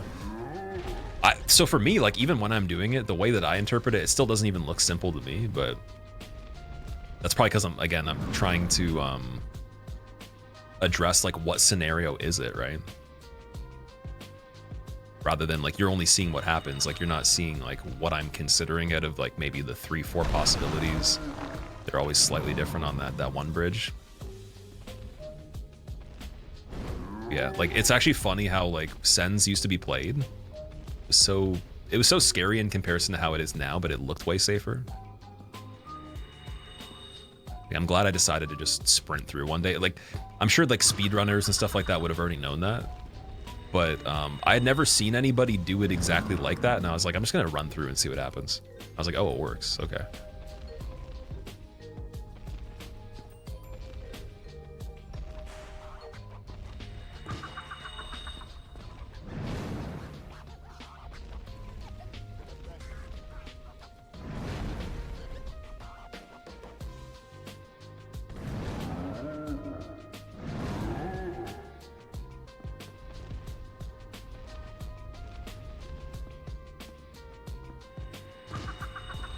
I think this giant knows we have the extra chunks. He's like, you didn't even have to kill my buddy, but you're killing me. He's like, you don't let us both live? Come on. Not fair. He didn't want to die. He wasn't playing ball. No, it's because like he knows I don't have to kill the other giant, so he's like, it's not fair, man. We both go down or no one goes down.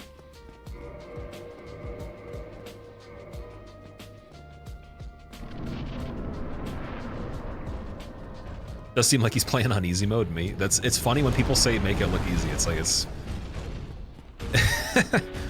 oh man. I mean, I guess I don't know what other way we could use to describe it or to like show. I'd have to make a video breaking it down. Like I'd have to go frame by frame or like maybe second by second in certain situations, not everything, but just certain things. And be like, hey, this is what we're thinking about here. That would basically be showcased a little bit on the in-depth boss guides, because I made a couple already, but I'm going to be making some more in the future. There's some requests for that, so that'd be the best place to see the thought process, I think. But just purely in an area too, it's sometimes even crazier because it's like, oh, okay, this guy's looking in the background. He has like somewhat of an interest, but he hasn't chased yet, so he hasn't taken a step. But I have to still have peripheral view on him. Listen for the cue of if his projectile that he did try to do later on does hit something, and then also look at this dude, see what he's always facing, watch out for this object, turn the corner exactly at this time so this guy doesn't do this. Like it's almost, it reminds me of like when I play like Turismo, like Gran Turismo, like some of the line you have to do, or like interpreting the line for some of the tracks, it's very similar to that with extra details. That's what it reminds me of. Even though, again, it's not contingent on that being as perfect as something like the racing simulation, but like it's just got like more dimension to it than that in some parts for sure. There we go.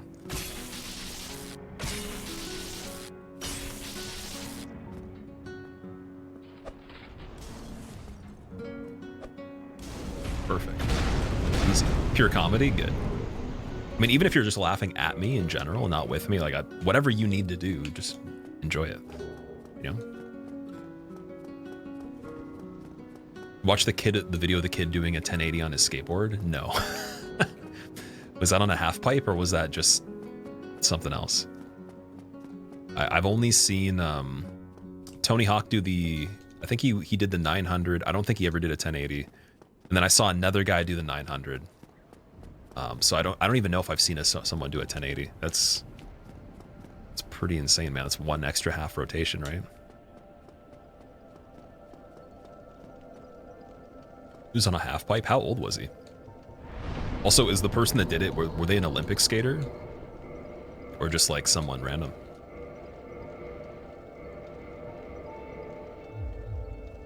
He's 12?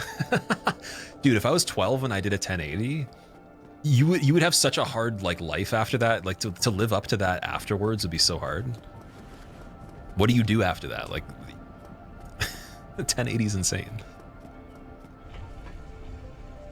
Also, I wonder if he's still dizzy to this day from the rotations. Fight Demon Prince on triple enemies again. You know what I should do? I should make a like a theme for the stream, like a storyline where, like, you know how Hob has, like, he goes bald if he doesn't do something or shaves his eyebrows? I should make a thing called, like, Souls Hell, where I literally just go into a pit with the three times the enemy's demon prince exclusively, and that's my punishment if I don't do something. And I have to just beat it every single time until I get really good at it. Because I think if anything was going to be a no for a replay, it's never happening again unless someone forces me to do it. It wasn't even just bad because of like the gameplay. Dude, the frames can't keep up. There's too much stuff going on. It's kind of choppy. Yeah. Or better, set a goal, and if you don't achieve it, Hob shaves his eyebrows. Okay, so basically what you're saying is we just we outsource our punishment to someone else. But it's always Hob, because then you guys get to see him hairless for longer, so you're good. Killing the Big King in DS2 took you 40 to 50 minutes. Just to get one-shotted? Really? Oh, Vendrick? How many giant souls did you have in the inventory? I'm curious. That's a long time. Sounds heartless, but yes. I wonder if he would be down to piggyback. Like, it would be like the new version of like boxing people and stuff like that. It would be like incentives that make people bald, but it's like not even like the actual person doing the thing. It all falls back on Hob, and everybody challenges him, but only he goes bald every time. It's got to be something that I got to lose though at some point, right?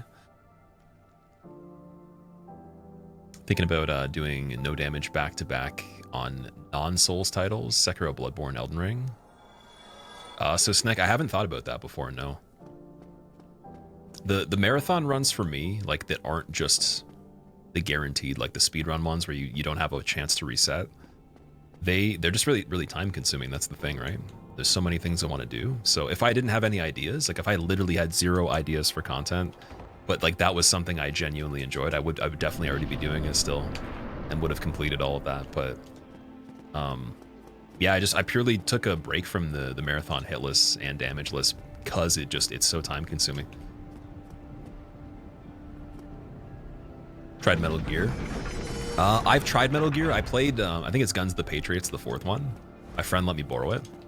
And I made it to like maybe, I'd say like the first couple chapters or something like that. And then I didn't keep playing it. I gave it back to him. It's really cool. Like Metal Gear Solid 4 especially, it's insanely cool. But like tactical games for me don't really work that well. Splinter Cell, Metal Gear, Siphon Filter, anything like that just does not work. I definitely don't like sneaking and killing enemies. I like to just get in their face and destroy them.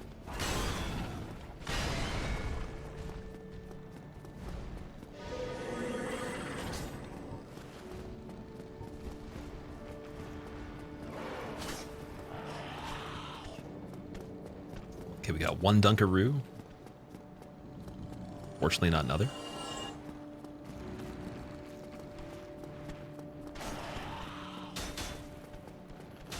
Nice demons on this part too.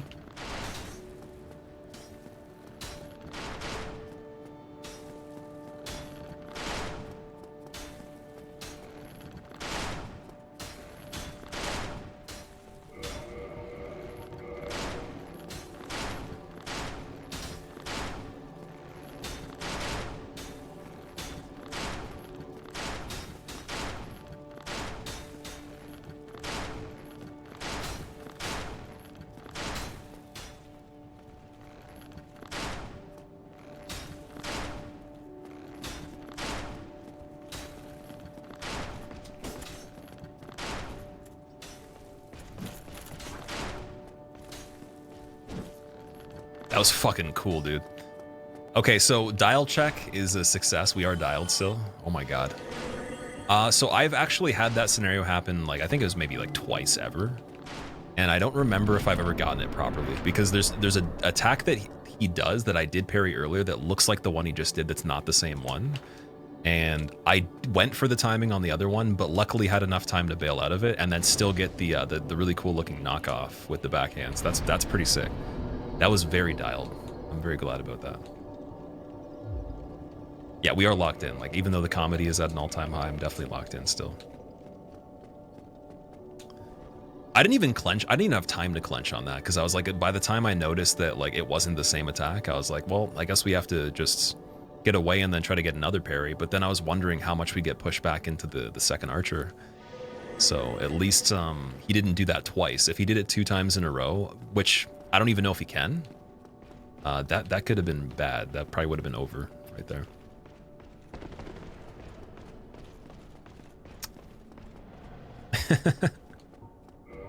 Okay, Blossom. I do want to use one for this fight. I'm going to wait for a second.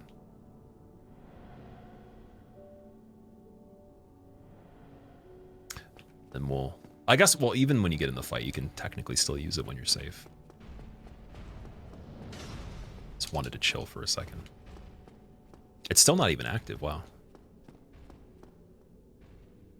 Okay, I don't want the giant getting to the fog gate. Let's try to use the luxury of him not being near there, because he can hit me through the fog, even after the fight starts. Definitely don't want that.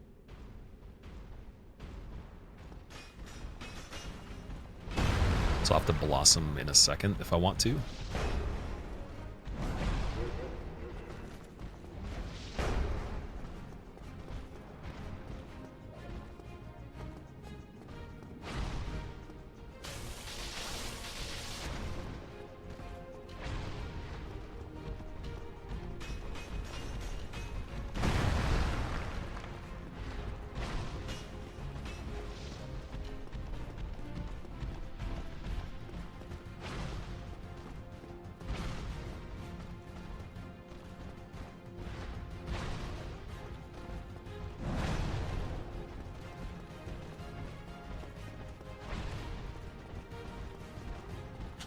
Smo's in a marching line, dude. He's trying to join the Black Parade.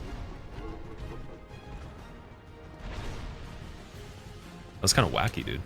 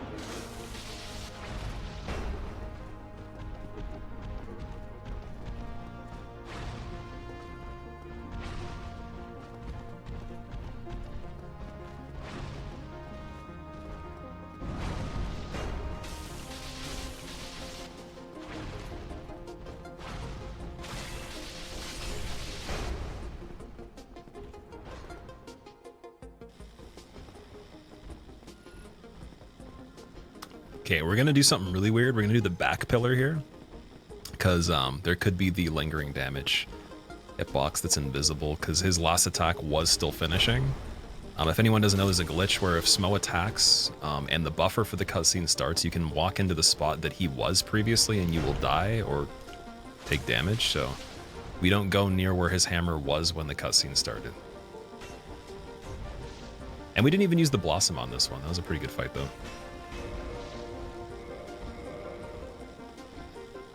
V-Sweat, thank you for the GG. You thought this song was the opening for GTA 4? I don't remember the music from that game. I barely played that though. I guess I'm not really a GTA person, so maybe I should be. That song's pretty cool. Reminds me of like Blade Runner or something.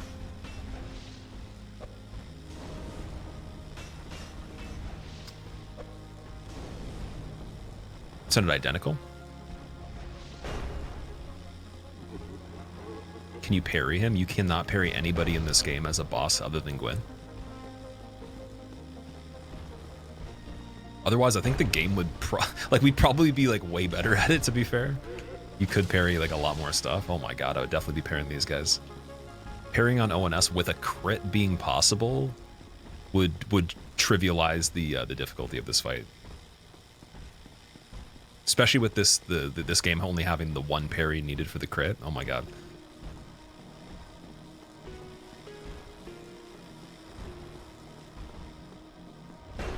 Definitely, I think it'd be sketchy to throw out there in the beginning, and if you're not practiced on it. But like once you practice it, I think that'd be so much nicer. They probably made that a decision on purpose, because I'm sure they screwed around with the idea of maybe being able to offer parrying in every fight with a weapon-based boss or whatever.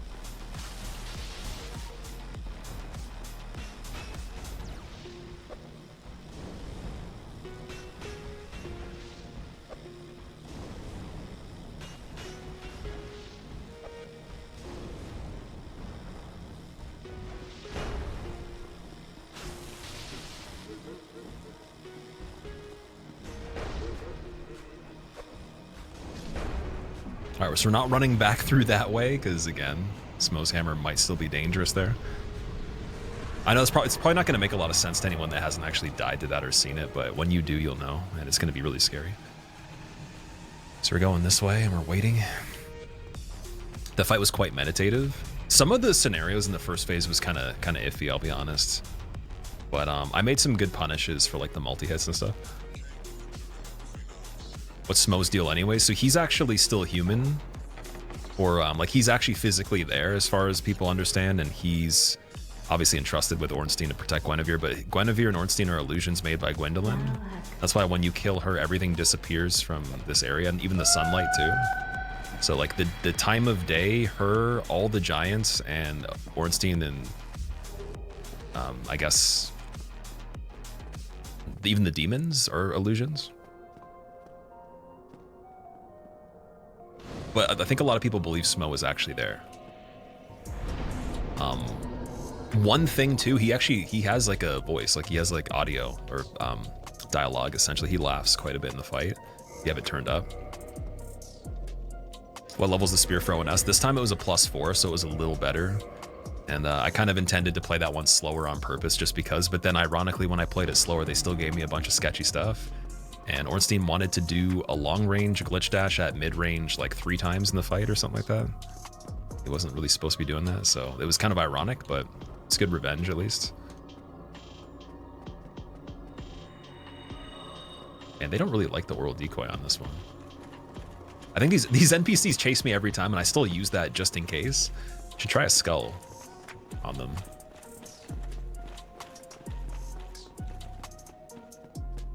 This has to be the one? Well, if it's gonna be today, yeah, definitely. I think the nice thing is New Londo's already set up, so we're literally just going right to Stray Demon. No drops needed for that area. Just go right through, kill it. Slab +5, Sif, 4 kings immediately into the rest of the game, and then we're done. But why am I waiting there? It doesn't make any sense. Last run for the day, yeah, we've been going for a while. It's been 18 hours, sorry, 18. 8 hours, 18 minutes, and exactly when I looked at the seconds, it said 18 seconds too. That's enough 8s for me for a day.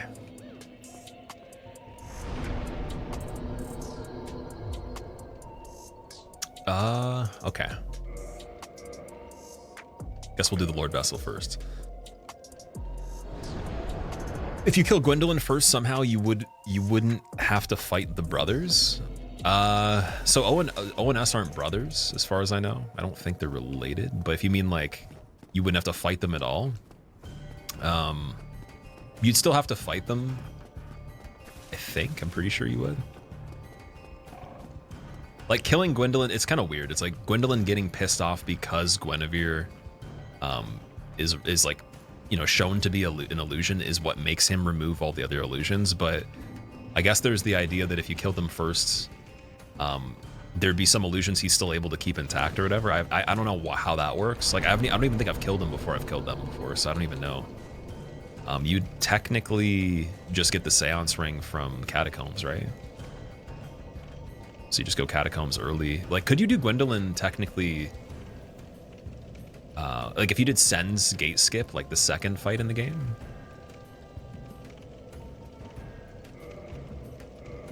Will Andre respawn? No, Andre's dead. I'm pretty sure, like, even if we tried to absolve our sin, like, I don't think that he comes back physically. Like, NPCs are permanently dead in this game. But essentially, if you get, like, bad karma for that, let's say, like, you piss off a Covenant. For example, I killed the ninja for the flipper. When I killed that ninja, it made bad karma towards that Covenant. So even though he's permanently dead, like, he'll never come back. If I go and absolve the sin at Oswald, then they'll like me again and I can rejoin and then just do the regular Covenant stuff. But he's gone, though, as far as I know. Like, I don't think he comes back.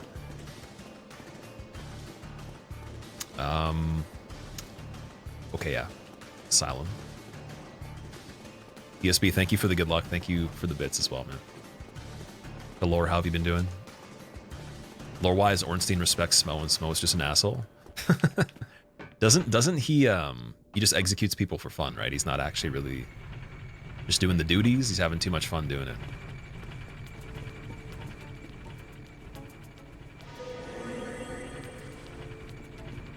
It's like, my good sir, we call that corruption, even back in the day. Smo is a cannibal in the lore. Oh yeah, he also eats people too, doesn't he? Yeah. I was gonna say that, but then I'm like, I don't know if I'm conflating that with Aldrich. Because Aldrich obviously eats people, but now here's the weird question. If Aldrich ate Smo, what happens when you eat someone that ate people? Do you get the people that they ate and their abilities combined? Because like, obviously Aldrich gets everybody's abilities, right? So does he get the people that Smo ate's abilities? This makes me think it's like Aldrich is just chilling there. He's like, all of a sudden just wants to do math equations. He's like, dude, I can do calculus. And then like Smo just is like, in his mind being like, yeah, I ate a mathematician. He's like, fuck, that's stupid. He's like, I can't kill people with math. And then he decides like 4 months later to make an Orlando like a obstacle course, like American Gladiator wipeout type shit. And he's just like, if I carry the 4 and calculate the square root of this exactly, he's like, the trapdoor will activate it exactly this time. He just makes like Sen's Funhouse, but way worse because he's a mathematician. He's like, now I got to eat an architect to make the outside look better. Okay, we don't even have to do anything here. I keep forgetting. We already did. This is an all bosses run, Darth? Oh man, no. This is any percent.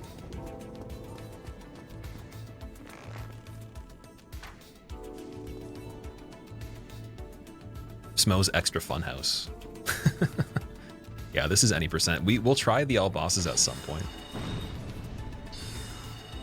I might even try a marathon with this. Like I might try a trilogy base level damageless, but only because DS3 is way more free than this run. Like it's just so much better.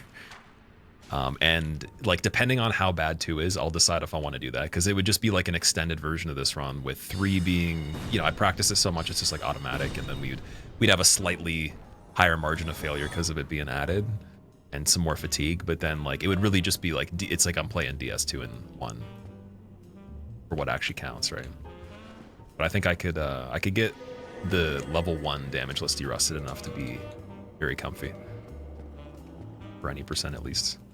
Yeah, we did fall control. We're good. Just making sure.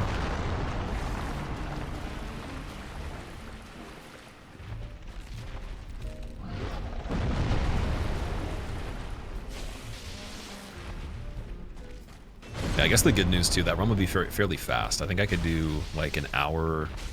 I want to say an hour 15. Level 1 damageless any percent, and then this one can get down to 225, 220. DS2 would be the toss up there if it's like more than 2 hours or not. It might be less just because you don't have to stop and do as many things. But we have to see. So it wouldn't be like as long actually as doing some of the bigger runs.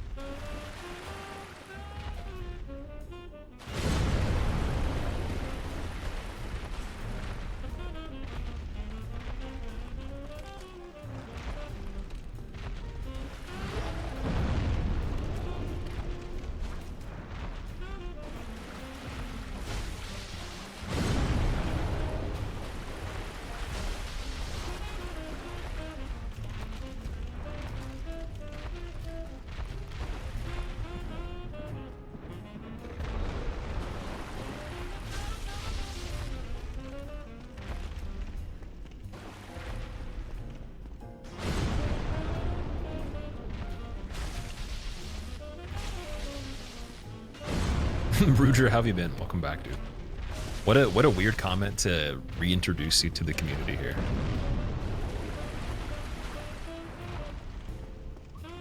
Could never imagine that if I wanted. You did surprise me. Like the element of surprise is at an all-time high. Guaranteed.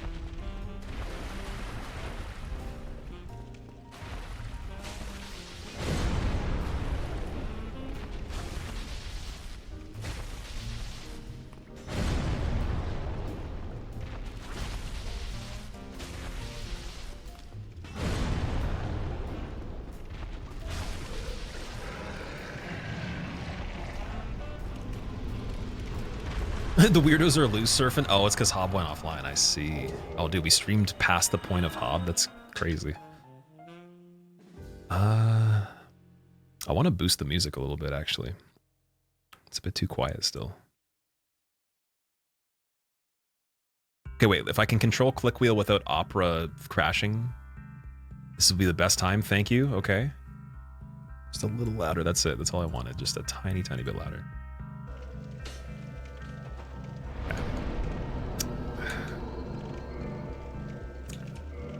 We're doing Firelink. Oh no, we're going. No, Parish was the right way. You're in Hobbs, joined earlier, and he instantly got hit. Oh my god, dude, it's like that. There's always someone guaranteed to be that guy, and you always feel guilty. But it's like, think of all the other people that just joined at the same time that didn't say anything, right? It's very possible that you're not the one that caused it. So you guys got to go into a pit essentially, and duke it out, fists only. With no equipment, and just, yeah, that's it. Whoever walks out alive is the person that's okay.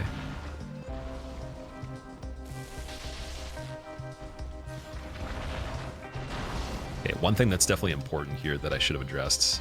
Gonna have to do a double Titanite Demon. I gotta get the +5 now.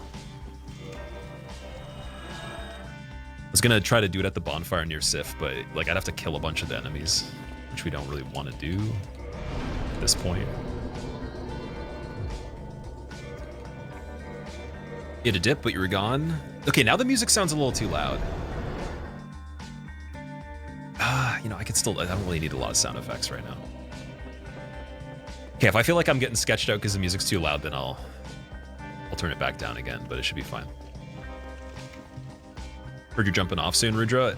Yeah, like when this is done, I will be.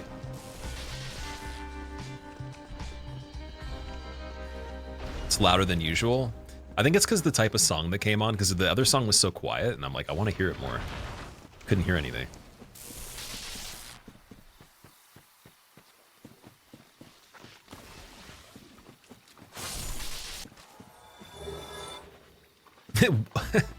What? What are you talking about? Huh? I can't hear you.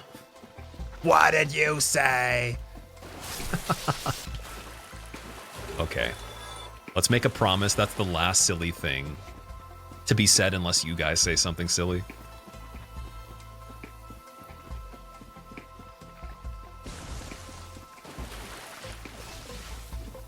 What are they selling? They're selling chocolate. I'm walking here. Okay, wait, I can't walk straight. Okay, wait. I gotta calm down. That's too funny, man. I can hear it in my head too. It's like, it doesn't matter if I don't say it, I can still hear it. What are you buying, Snake? Chocolate. That wasn't funny. I can say it that way. I'm allowed to. It's just the voice that's funny, right?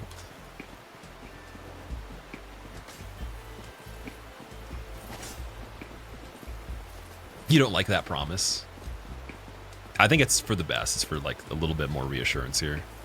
Because like the comedy on this run, it can get kind of out of hand, and then I wouldn't say it's like a huge detriment, but it definitely can't be better than not having it, like for focus at least. I think it's a nice bonus if you can mix it in at the right times, but I can feel things that like they're just gonna get out of hand.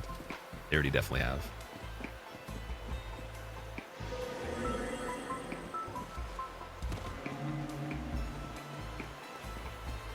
Shake my head as Super Mario.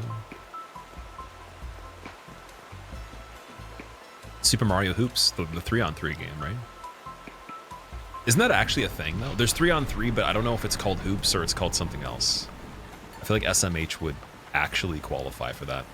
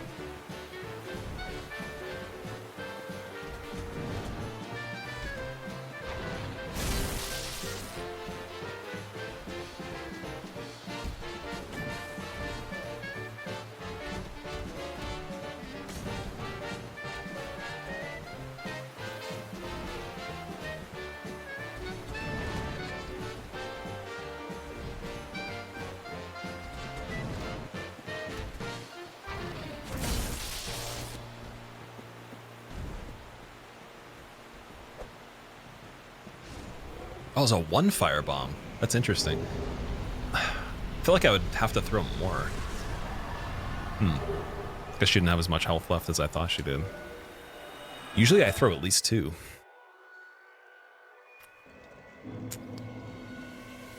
Alright, Sif's done. Gonna need to update the tracker after this fight. Gingy, I know, I'm usually behind on it when I'm either just caught up in the memes in chat or just really focused. It can go both ways. Alright, so we got that. You can just go right to fire, or not Firelink, New Londo, right away. Get it over with. Idea for a run, damageless, no laugh run. Chat tries to make me laugh with media share. Laugh equals reset. That'd be pretty cool. I would love to do one of those. I think that stuff's kind of funny because like there's some people I know where I kind of know what they think is funny. Like I have a good idea, and watching them resist to laugh it's very satisfying. Like Nick Nocturnal did one that was pretty good. I would be really bad with that because when I think something's really funny, it's like it's hard to not laugh. So yeah, I would be one of the people that would be worse. I'd have to try really hard if it was funny. But the question is, like, do you guys know what I would think is funny, right? If you can pinpoint that, then yeah, we might have a problem there. Might be hard.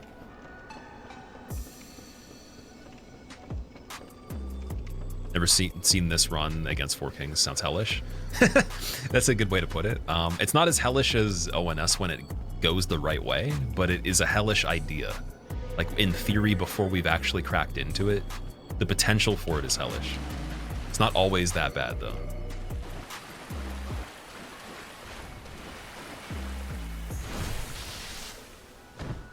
Bubba, I'm doing good. How are you, man? How have you been? Dude, we're getting so lucky that we got a second Dark Hand in 2 days in a row, and we got a freaking Titanite chunk again, dude. 3 Titanite. Every Dark Wraith I've killed in this run dropped a chunk. That's where they all were. He stole the ones from the lizards in the first place.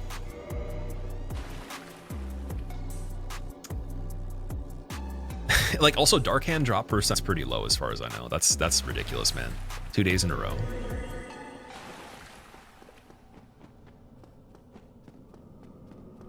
Monkey driving stick shift. That would not make me laugh that hard. I'd probably think that's pretty cool. I've seen a dog driving before. Although it's not that flattering. Because I think that the dog driving is like possibly a worse option than waiting for help to arrive. Like if you had a dog to try to drive you to the hospital, there's so many steps that haven't been figured out yet that I don't know if I trust that even in the future. But they can operate vehicles. They can. Very poorly.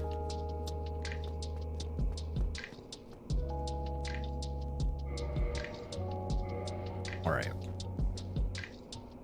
Green Blossom. Let's go. What are we dropping this time? Regular Titanite Shard. You know, let's offer them something nice. Let's offer them a Twinkling Titanite. Maybe like a bit of Zahavian signaling. We can court them. We can enchant them a bit.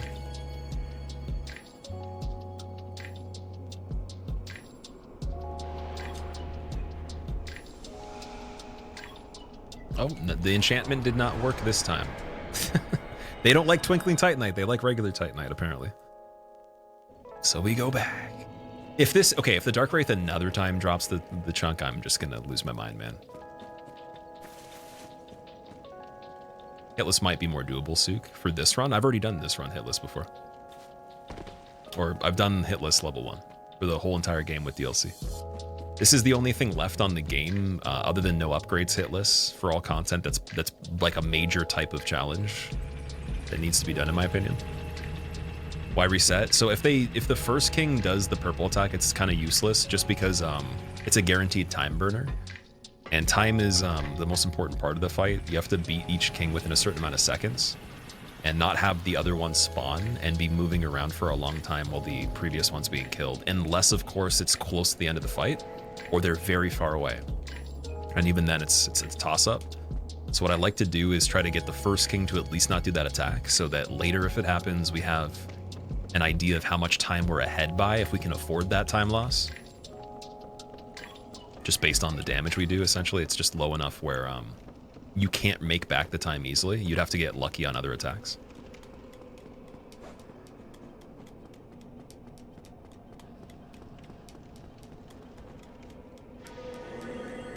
Have there been notorious cheating incidents in the Soulsborne speedrun no-hit community? Yeah, there was actually a guy that came into my stream.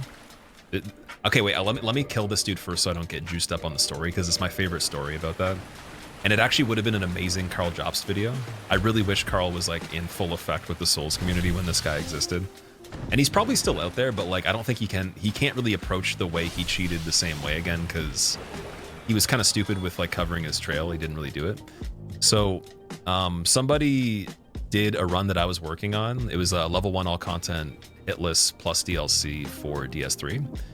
And he came in my chat, he's like, hey, I did it already. And then he just posted the link. I'm like, I'd love to see it. So I looked at it. And then immediately, like me and like quite a few other people were like, okay, there's like 20 problems here. So dude was literally just not even, he didn't even play good enough to pretend. Like it was not even, it was obviously terrible, right? And there were even things happening that had nothing to do with like evading attacks that were problematic too.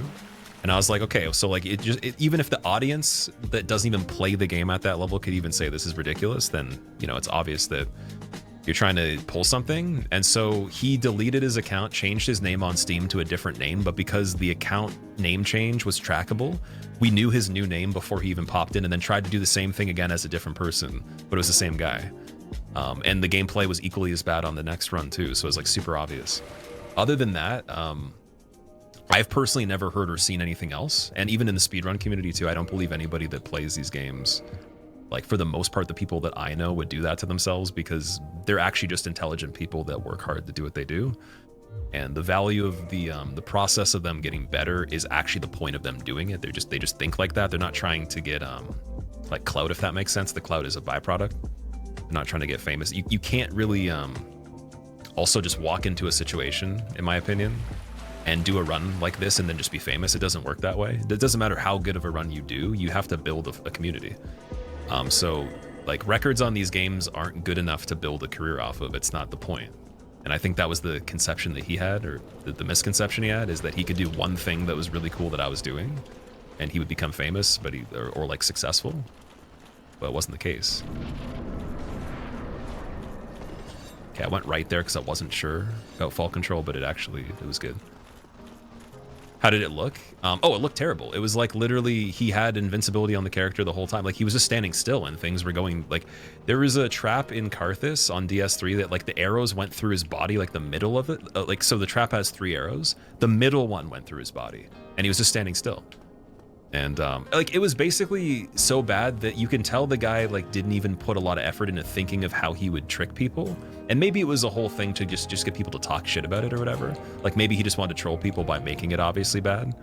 But at the end of the day, like I was trying to say, like if you even could get good enough to like make it look like you were cheating, you might as well just do it anyways, because there's not much of a difference there. You probably already almost good enough to do it.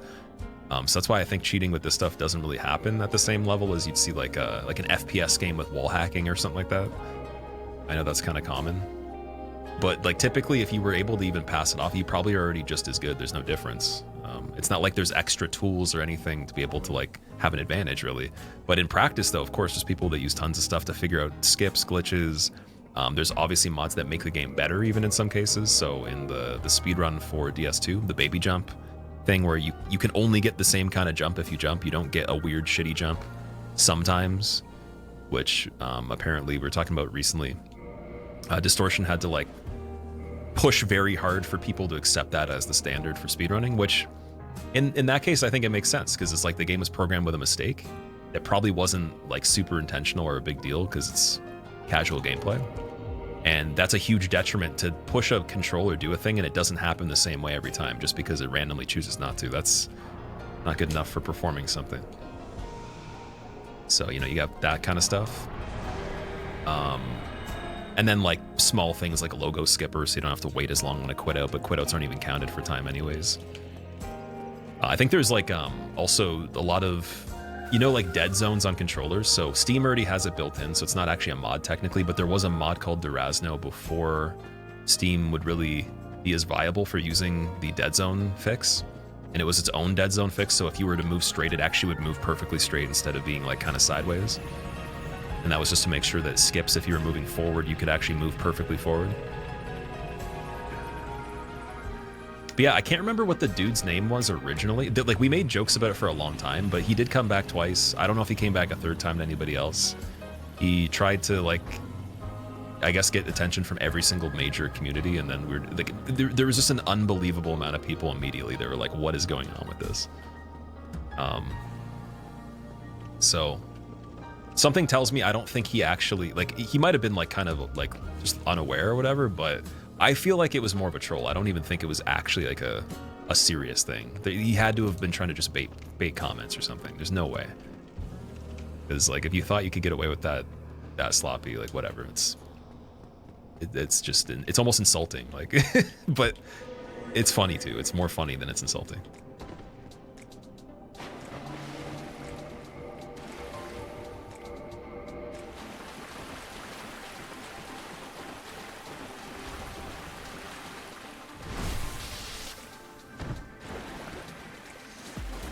Snake, you studied the videos to better understand how to do hitless. Are you trying to do a run yourself, or are you just trying to like incorporate some of the methods?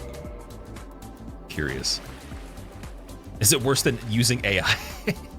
If you can find an AI that can play this game properly, dude, I want to be the first one to see that and make a video about it as well, because I was saying Elon Musk bot, the one that learned the pro, I think it was like Dota. It basically became a pro player in, I think it was still quite a few hours, but they made four iterations of it running at the same time, like on hyper speed, until it got to the point of like a real player, and it taught the real players things. So like, one thing that'd be really cool with AI in this game is like, what could it do after thousands and thousands of hours of just like, you know, running it nonstop? They could teach people stuff that we haven't seen yet. Like, that would be the coolest thing. So like, that needs to happen. If someone's putting effort into that, I would love to see it.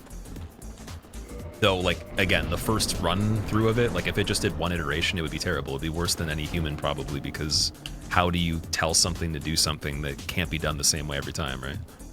It would just be fumbling and dying a lot. But if it did thousands of attempts, like, it definitely would be probably better than some humans.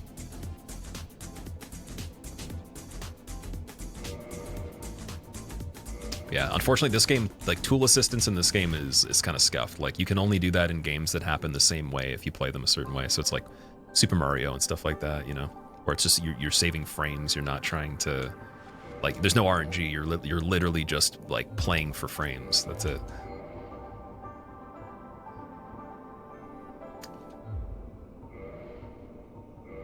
Okay, I don't want to drop the regular chunk. Actually, you know what? No. Let's do it. Let's do it, because maybe they want a chunk. Maybe that Dark Wraith was gathering chunks.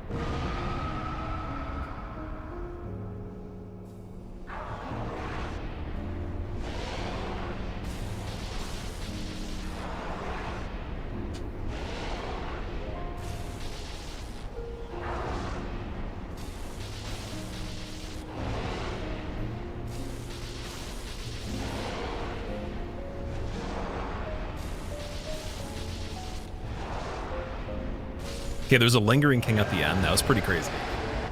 It was a very good fight. It's probably one of the best ones.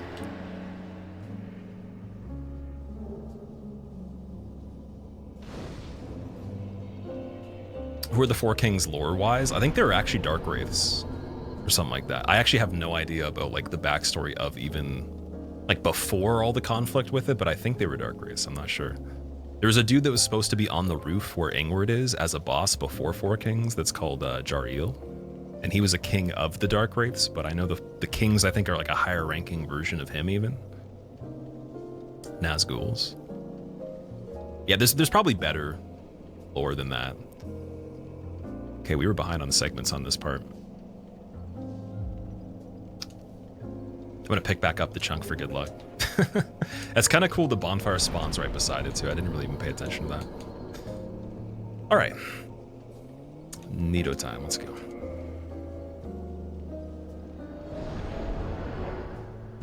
Most chill Four Kings you witnessed. Thank you, LM. I appreciate it, man. There's a couple problems with it though, because there was one triple attack I did where the stamina was not justified and I did like the pixel dodge, which I don't like to do. So that was like an error on my behalf that wasn't following the rules. And then even on the last king, like boning out would have been smart and just doing it again. But I was like, if I can somehow like, just if I get like the right read on it where he just starts to side strafe instead of coming any closer at a certain point, then I can go for at least 2 more attacks. And then I dodged to the left instead of strafing the direction I would have, because he could have just poked right after that. And if he started it when I was trying to look at the king that I was finishing off, I wouldn't have enough time to look back and then get ready to dodge. So I was like, I'm going to dodge left in case he does it. It's not going to connect most likely. You'd have to move a little bit. But they're kind of weird with the way that they choose to initiate and stuff like that. Like their animation for moving can just stop like at a certain distance and they'll poke you, but in other occasions they won't stop at that distance. They'll just like the whole proximity thing is ridiculous. It's annoying because there's no predictability to their movement when they're the secondary or third king or fourth king with one already active, right? That's the part that's hard, because like you have to use your peripheral vision for that and also know that it's not based on the same logic as one that's chasing you. So it could go in and out of that rule set whenever it wants to. Even later in a fight with 2 of them active, they could just choose to be, oh yeah, now I'm gonna go back to being more passive for whatever reason. Anyways, back to the focus here. I think I'm gonna use fire bombs on this guy.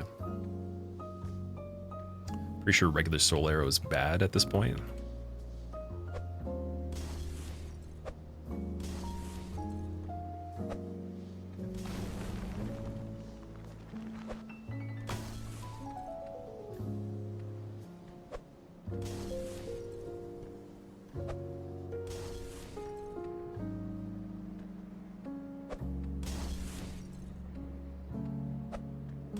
Man, this left throw right here.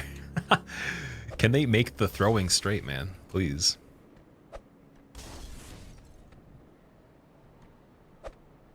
There we go.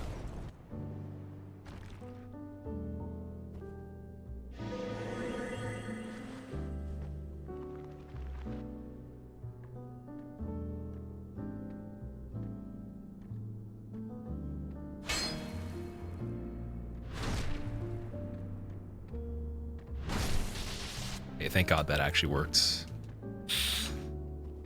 I can't fail that more than that many times. The other dude was chasing me again because he respawns as long as the necromancer's alive. He's not killable until this guy's dead, I'm pretty sure.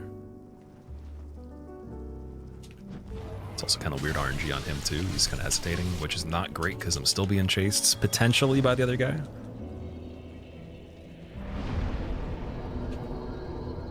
Since you're doing damageless, you're gonna have to do archive skip. Yes, so we do Duke skip every single time.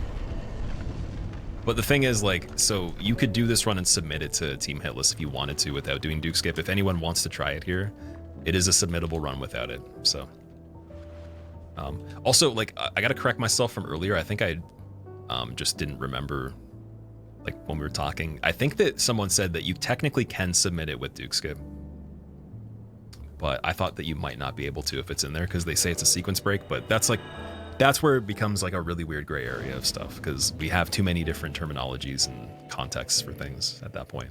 I just go by the fact that like if you don't, if you're in bounds and you don't do anything that breaks any system at play, then you literally, and also you achieve skipping a scripted death for that matter too. It's a good thing. This guy keeps running away, man. Submit where? So there's a hitless website made by Goes on Ghosts, and there's people that verify on that website. And you can put your run on it, kind of like a speedrun website. Yeah, I think Slumbering Dragoncrest was screwing him up quite a bit.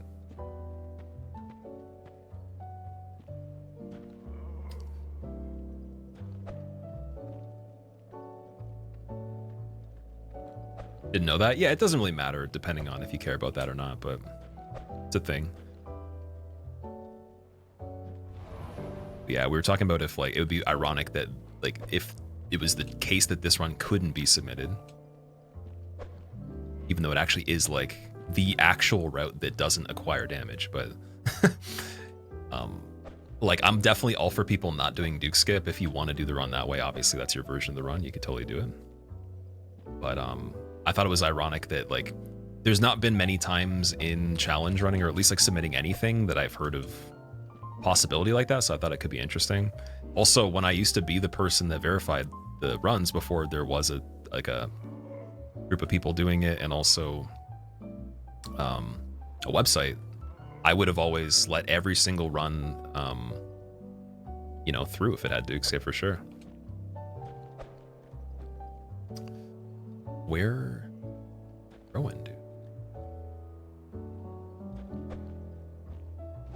There we go. It's got to be a little bit higher. So the thing with this part's it's kind of weird. It doesn't work the same way. It's based on how early I took off that Slumbering Dragoncrest ring.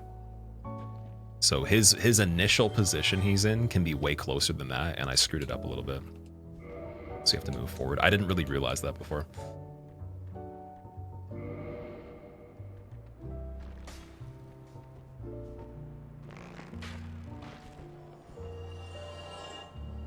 It's wild that they're just shy of 1,900 verified hitless runners. Oh yeah. Yeah, back in the day, it was literally just, I made the team, and then Faraz was the first person on it, like second to me, and then it was Hobbs. So it was like 3 people, and we were just like laughing, being like, yo, imagine this got to like 10 people. We were like double digits, and we just started laughing about it.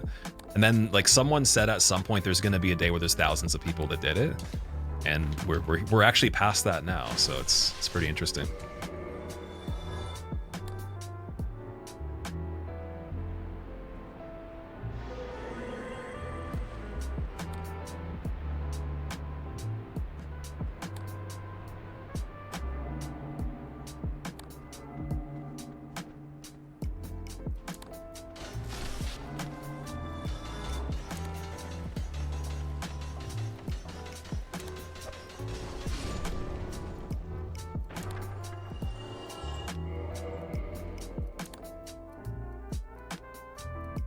This area has divine enchantment that would help you the most at the end. Pretty much. Yeah, it's like anything that you could have used divine for before. It's like, rip. All those skeletons needed to be killed the hard way. Romento, what's up, man? What are you doing? Well, okay, one thing you could do technically, like if you did ONS before Pinwheel, you can just descend the Occult Club, but then you're stuck with that being the weapon you use, the club, right?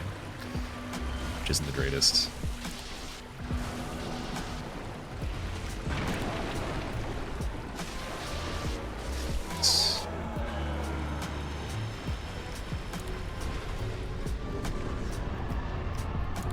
Oh, we got the good mask. Okay, here we go. Good mask, good chunks. I like it. You, Froz, and Hob created the website. No, the website was made by Goes on Ghosts. So I made Team Hitless and then just invited them. And in the order of the roster originally, like for the first 3, it was Froz that joined first, then Hob took the invitation. And then I gave the team to VSWED, like the management or like the ownership to it, to him and Ghosts. But I think primarily him as someone that runs the stuff. And then after that, it was a website once Ghost finished coding it. And just to make it a little bit more organized, kind of similar to speedrun.com.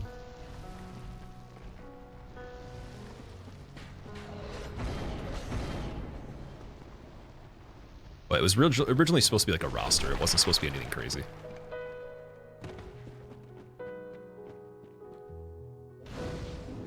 Like, it was mainly just to give people a chance to find other content that was similar in one place. Was that boss so weak? Pinwheel's the easiest in the game, but ironically on this run, he actually isn't the easiest. I would say he's harder than some of the stuff. Because if you don't get that early roll that we got, or the there's like a thing that it doesn't cancel falling, but it like makes the animation of falling way quicker if you switch your offhand onto the character at the same time you hit the ground. And so you need one of those two to actually have somewhat of an advantage, like a huge advantage on it. Most of it's gone as soon as you drop in, as soon as you have to recover and bend your knees, because like he multiplies and then it's like he doesn't die quick enough. And you have to deal with at least 2 to 3 attacks usually. So he is the hardest on this out of anything that I've played, but, or at least like, again, a reset run. But yeah, at the very least, we actually got the roll. Ooh. Renamed to Moonlight Ghost recently, so Goes on Ghost is now Moonlight Ghost, okay. Oh yeah, you're right, because we were talking on Discord actually. About Bloodborne stuff, and yeah, the name was Moonlight Ghost on there, you're right.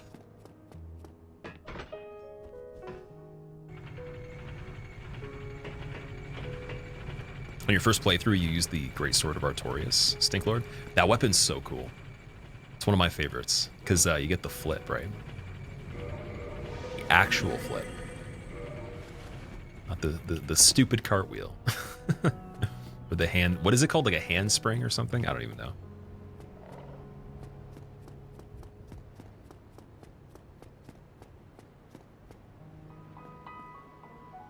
When you saw 2 of them, you thought this is going to be a bit different, but 2 hits more and he was gone. Yeah, like the basic part of the difficulty there is just the fact he can attack, right? And the clones can attack at the same time too. Usually nothing can happen because you kill him before he can multiply. Or as he does, you still get him fading out, like the original one. Soul of the lost withdrawn from its vessel.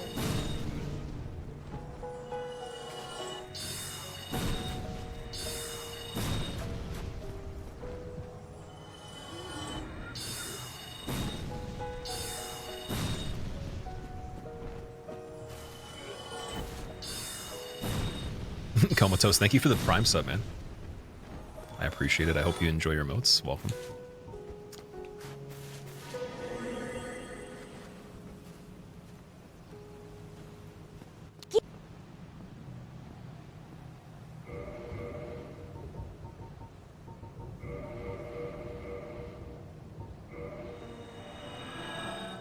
Shadows is the reason you'll never do hitless Bloodborne.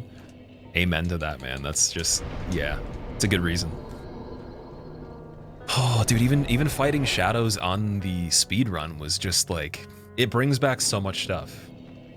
But I will say though, if you do end up ever like deciding against that and you do Shadows on hitless, pats on the back, like good job. But also remember that if you have to do Shadows in the current state of speedrunning, you're in such a better position doing it hitless that you might as well call it like the difference of, I don't even know, like molding immediately. Like you lose all the hair on your body at once.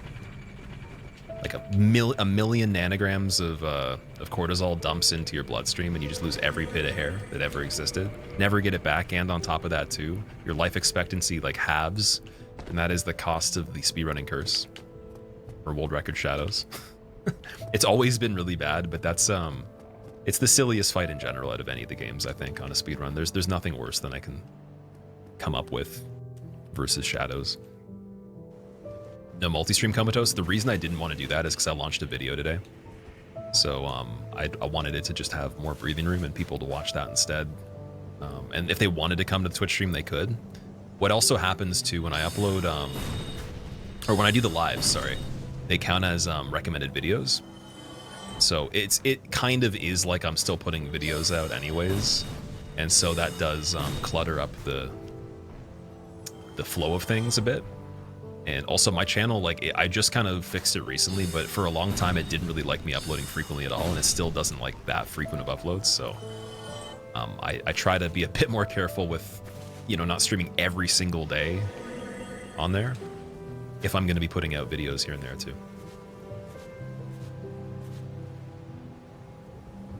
But I did fix that problem a little bit. Like it's doing pretty well with weekly uploads right now. Okay.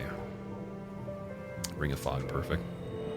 Algorithm things, yeah, and then like when you take breaks and stuff like that, you have to retrain your algorithm, and it's a pretty obscure amount of time sometimes before you can actually figure out exactly how the progress with that is going, what direction it's going in. But definitely been there multiple times before, but I've never had the situation where I could upload frequently and it worked really well. So trying to push towards that, see if it will tolerate it. I think another thing too is that, like I was saying before, there's not enough hours that people have that exist where you could watch like, well, let alone all the things I put up, but even in general, if it was still just as frequent as it is now, it'd be kind of difficult to justify. So if someone only wants to, let's say our average watch time per video is 30-40 minutes, and that's still like generous. Let's say 20 minutes is actually like the ideal, 16 to 20 minutes or something. Yeah, you're not going to be able to check out part of a live and part of a big video and get anything out of it.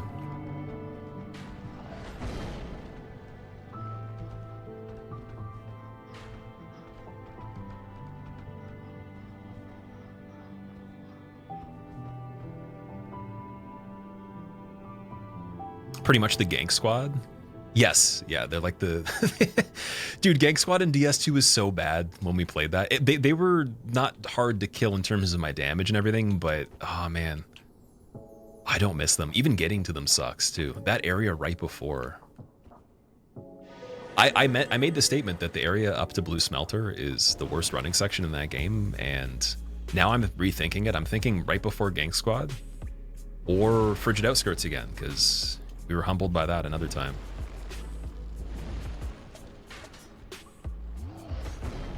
What does Fog Ring do? So it makes you less visible at a distance. Enemies have to have you roughly, I would say, it's somewhere between 5 and 10 feet distance to be able to start reacting. I think it's closer to around just about 10 feet. So you're just not visible at a distance, essentially. I think it helps a lot for this area because we're coming through it so fast. By the time we make it to enemies, if they do react really quickly, it's much more predictable for me in the dark. And then also on Nito, you need the ring anyways, so it's nice to have it set up.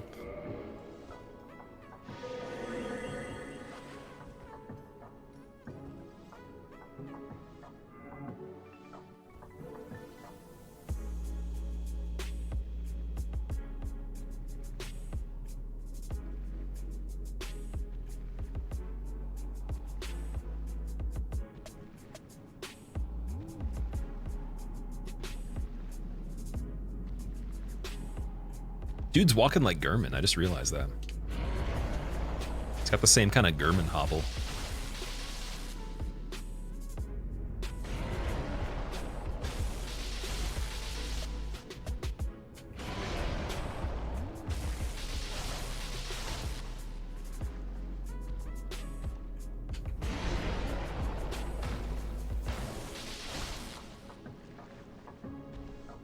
Okay, this is actually really good RNG, wow. Not sure how I'm feeling about placement. Maybe want to step forward a bit. Thank you.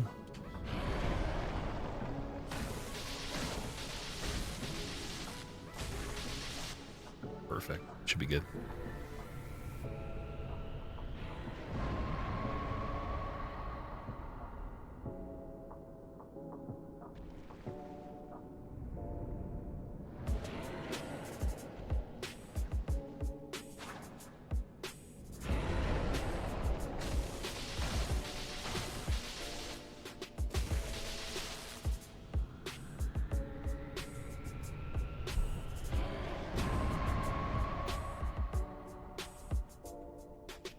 Oh yeah, Augur of Ebrietas with Nikolash. Or do you mean Call Beyond?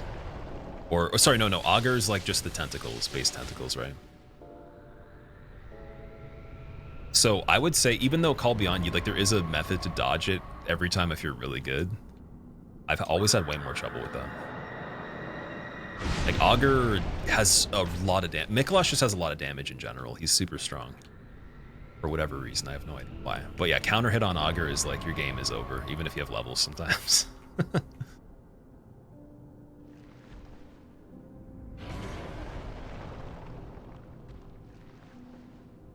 I don't like this distance. It's actually pretty good that we have the space there. Thank you, Nito. Gotta get him the top hat so he matches the theme of everything we've been talking about. We gotta open a casino inside Tomb of Giants. It'll be the best pyramid scheme. We'll make it look like we actually have a casino, but it won't even be real. It'll just be like literally cardboard cutouts and laminated pictures on surfaces that look like machines. Just get the people down here first. I feel like it could be a big business.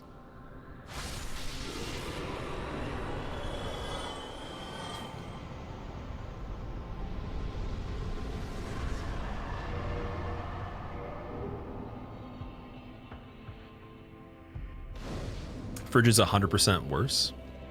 Frigid in particular versus the area before the 3 NPC fight. Haven't beaten it yet, Flamingos. One thing you can do if you ever want to go back to it and make it a lot easier, use the Great Club or any weapon that has that same heavy attack where it just slams down and it's just a big bonk weapon. Do the heavy attack with Stone Ring, and you can flatten the reindeer dudes. And then, like, as soon as they get back up again, you can just chain them onto the ground over and over again. So it's the best method for level 1 on that part. You actually want it to be kind of consistent.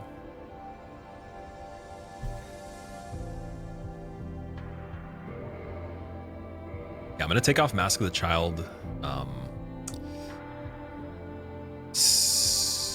No, I'm gonna keep it on for this part, actually. No. I'm gonna keep it on for this part. I'm gonna take it off at the actual lift, because I'll remember. I definitely not gonna forget that. I think the stamina would be a good idea. Gonna play Last Berserker, or whatever the Souls-like is called. I haven't even heard of that before. If you want to send me a trailer, I'll check it out.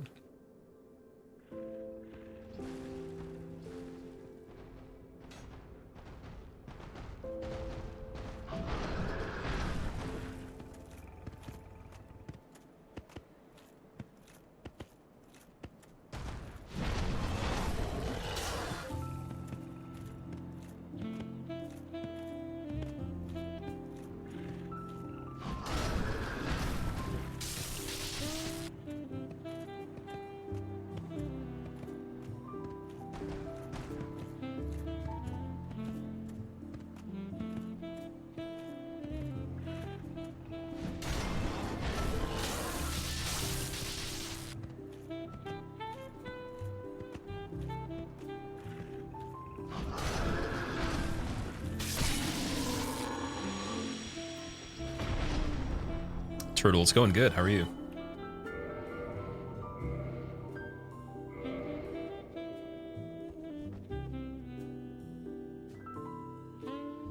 Actually, wait, let's do this. I was gonna say, like, this dude seeing me actually has a little bit of an advantage. Tiny bit.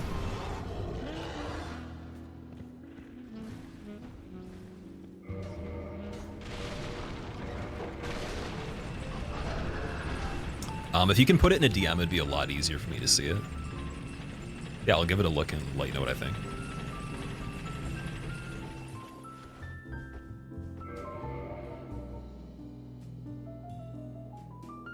I want to see if I can get that little sliver above the menu to actually perfectly measure this right here. Basically, we got to take off Fog Ring, put it back on to get this guy to de-aggro once he does have interest for a little bit, but it's got to be pretty quick. Something like that. Oof. Yeah, that arrow was wild, dude. That was a scary arrow.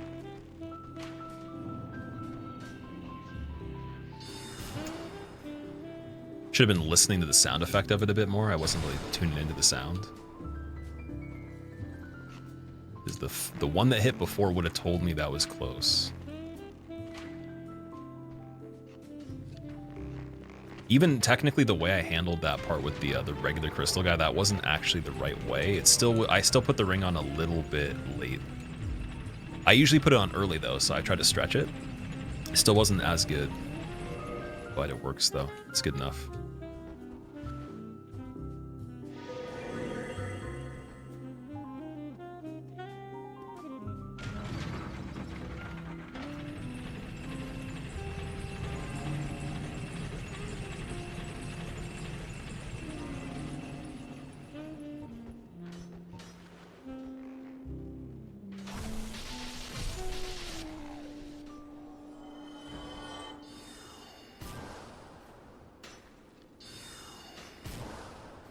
Skip is hot. That was the sexiest Duke skip I've ever done. I had the immediate zoom situation there. Basically, that means usually when I zoom in to find the first reference with the bow, I have to just adjust it like a slight bit horizontally. You can set it up on the lift upwards, but I didn't because I was trying to respect the character to make sure I was ready for the, you know, not being invisible, having the right rings on. But I actually got like the first part that I aimed to was actually the spot to aim to. So that part about it was like pretty much flawless. That was crazy. I don't think I've ever done it like that before. And then, you know, we had a really good height for the jump too, or for the roll. It wasn't too quick where it was kind of scary. Like it was right in the perfect range where I could have reacted later. It would have worked for another like quarter of a second, third of a second. And then if I was a little earlier, it still would have worked too. So it was pretty accurate.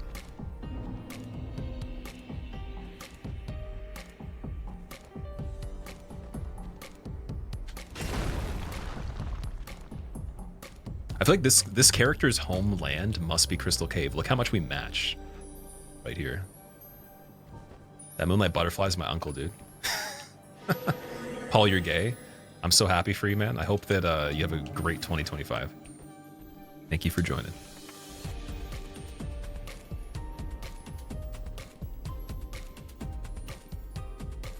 What would I suggest next? DS2 or 3 for 1000 G done? I'm not sure what that is.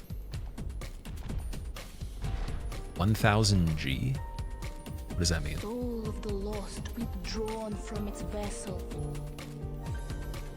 Sajar, thank you for the Prime sub, man. I hope you enjoy your emotes. Welcome. Everyone thank Paul. No, let's not make a big deal about that. That's not necessary. I feel like we're at like a, you know, those, it's like a meeting, like a group meeting. It's like, hi, Paul. Okay, who's next? Hi, my name is Philip. Hey, Philip. I like to make model trains. Oh shit, this guy's chasing. So this actually might be fine. Like there's a lot of wiggle room here. There's no one chasing me behind here, so I could run back out and wait. Weird part about it, like he'll go back to his default. I'm wondering if he'll actually be in the same spot though. So yeah, that was mainly, I think I went 1 foot over the boundary, or I was actually too far out from the wall, one of the two. There's like literally a foot horizontal or vertical more than I needed to be. So we have the right setup for the ring, so even running wouldn't make a sound. Try right here.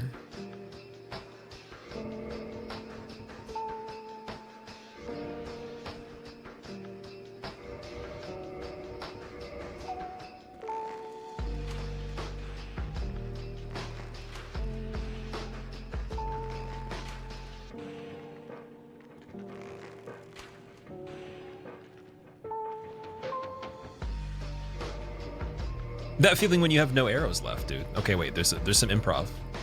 We have improv ability. The only thing I have to do here is literally aim the firebomb. That's it.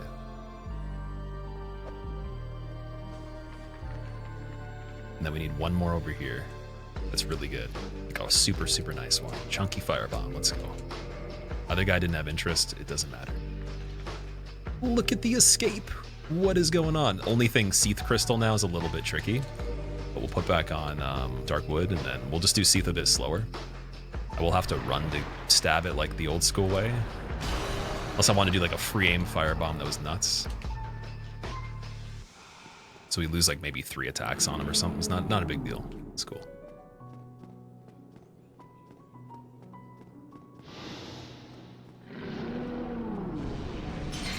Trying to think of what I would even use the arrows on. We didn't really... Like, I bought a little bit less, but not a crazy amount less. So I'm wondering what we use them for. I remember.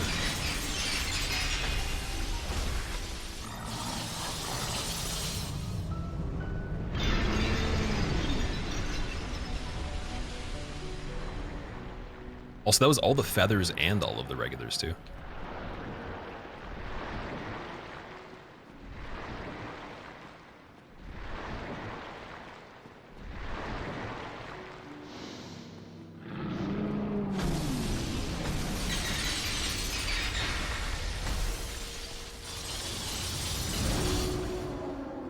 Going swipey boy. Swipey boy, what are we doing? What's the deal, dude? He was doing like the moonwalk for a second with his tentacles.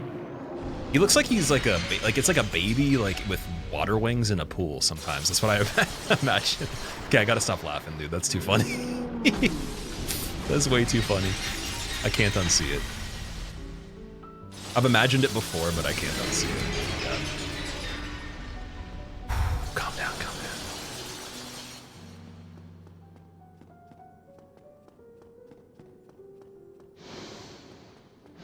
Should be good. Down the middle. We want a rotation, like a reposition here.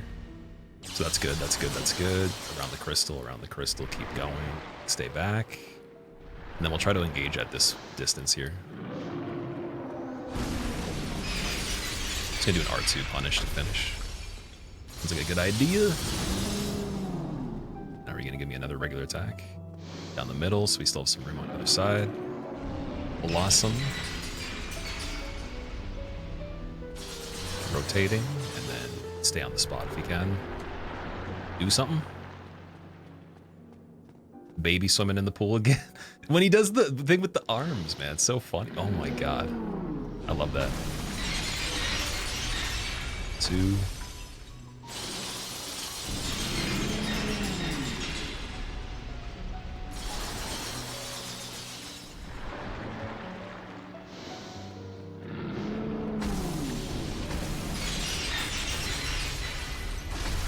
See, there we go.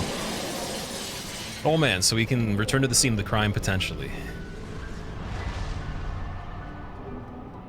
Might be able to get some revenge. My name is Snake. I got my name from the best game ever made, Metal Gear. Is that why you made your name Snake? Like, aside from the group joke thing, like, is that actually the reason? Because he is one of the best video game characters of all time, especially old Snake too. Like, and I haven't even gotten far into that series or anything, but he's definitely an MVP.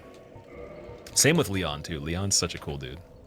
The spin kick, man. Like I've never wanted to actually throw kicks effectively in real life for no reason, as much as I did when I played with as Leon with Resi 4. Oh my god.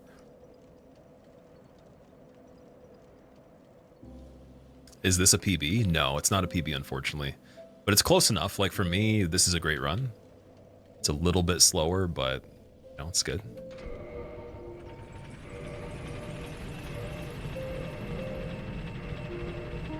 And there's some things on it that were, like, done super, super nice. Even when we didn't seem like we were dialed in. So, like, that's the ticket right there.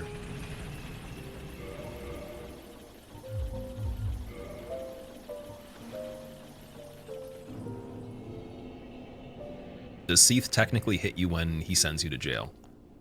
Not for hitless runs, no. Like, it wouldn't count as a mistake. Is this with DLC bosses? No, this is just the any percent. That's it. Chat kept distracting me. I would never blame you guys for being distracted. That's my fault. Like, I'm the one that made the community and I'm choosing to read it, so I could just literally not read things if I don't want to. It's all on me.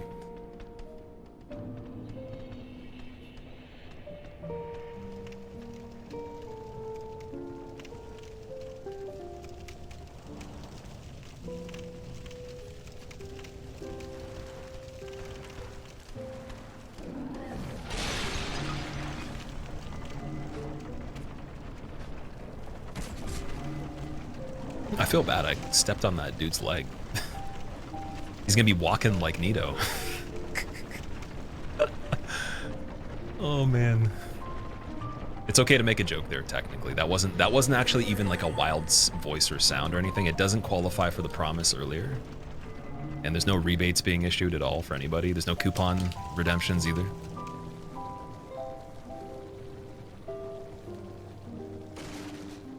People of wisdom know when to shut up. Breathe. Am I wise yet?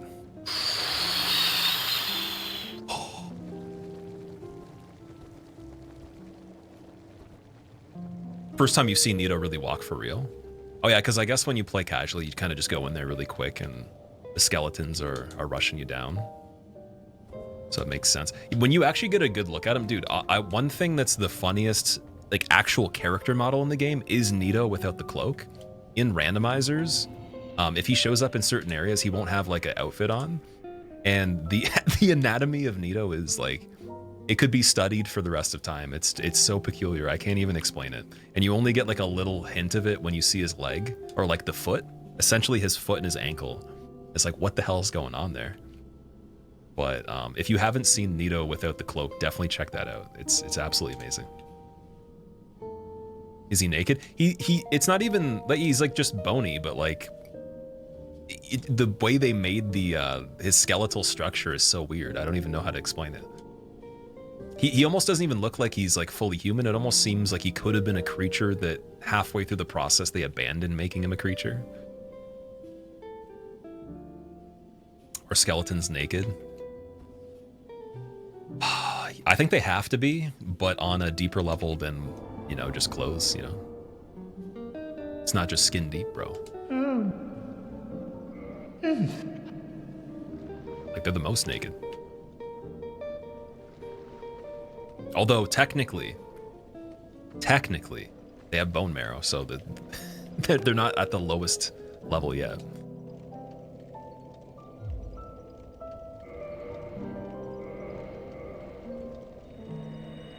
What's the lore about Nito not attacking you when you take the coffin to see him and then attacking you later? I think that's just to join the Covenant, but I'm not sure what the explanation would be for that. I haven't actually even done that for a long time. It's been probably many years.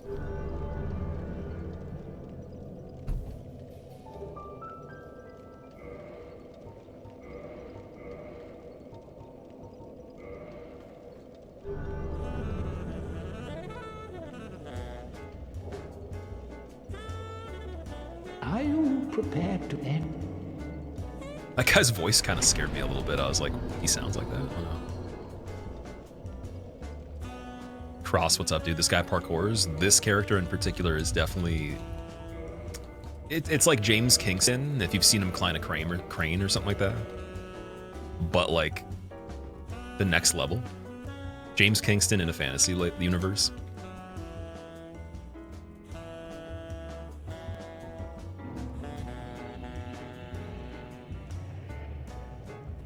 Need some answers from Miyazaki. So we questioned Miyazaki to see what he thought about the matter. The response was, well, yes, I think sometimes when you make games, people might think that it's something that could be this, and I like to leave it up to interpretation of everybody. Thank you. His statements publicly for a lot of questions are usually like that, as far as I know. Zaffies, thank you so much for the Prime sub, dude. I appreciate it. Hope you enjoy your emotes, man. Welcome as well. You know how skeletons find you without eyes? Your skeleton's telling them it wants to be free. Oh man. Well, one way to find skeletons without eyes is listening to the trumpet sounds from the graveyard, right?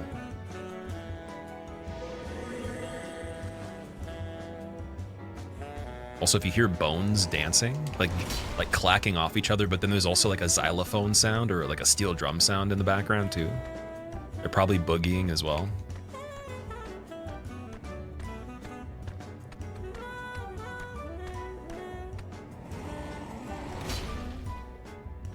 You could run as a boss. Who would you choose? If I could play as one in this, I would choose Artorias. I think he'd be really fun. You have range, you got like crazy jump attacks. The flips are really cool too. So I think Artorias would be the one. I'm pretty sure you can do that.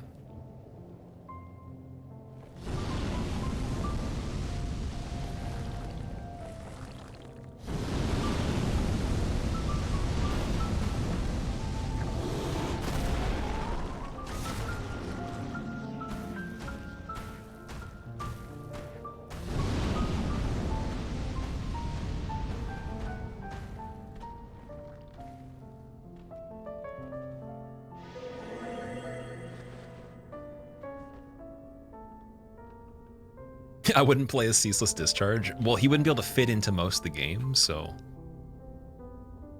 Like, if he was mini, he could be kind of cool. He's kind of slow, though. He doesn't really attack that fast. You'd enter the boss fight, they would swing, you'd go for the opening, it'd be like...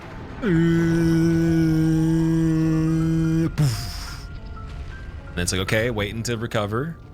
Waiting to move again, the attack's still happening. His arm's still stuck. I'm dead. Too slow. How much easier is the shortcut compared to the normal path? Well, the normal path requires you to kill 2 extra bosses, so technically we would be doing content we don't need to do, but the normal path to run through in terms of the environment's not hard to avoid enemy attacks. There's just lava on the ground, right? So you'd have to take damage from the lava. In Hitless, it's not too bad. Like all bosses as well. It's actually pretty easy to run through. No matter what, though, you still have to get to a point after this area where you match up with the same spot. So you're like technically, there's 2 pathways. The one way you enter from it on the far side is that lava area, and there's a section right after that that actually is hard. But if you play it a little bit, it's like very short. It's literally like it's shorter than this bridge right here. It's very, very tiny. But there's a crazy amount of enemies, and there's the pineapple-looking guys. Or I call them like, they look like blenders, actually. They pick you up and they blend you inside of them. They are huge, and they also block a lot with their bodies, so you gotta be careful. Got the spaghetti vacuum hose arms, too. Paul, yeah, they basically are like, if you imagine Weeping Bell from Pokemon, actually no, Victory Bell, right, would be the one. It's literally the same thing. It has teeth on its mouth is its head. The hole for the mouth is the top of the head. Its eyes are actually on the side where the ears would be, and it's got a tornado of teeth.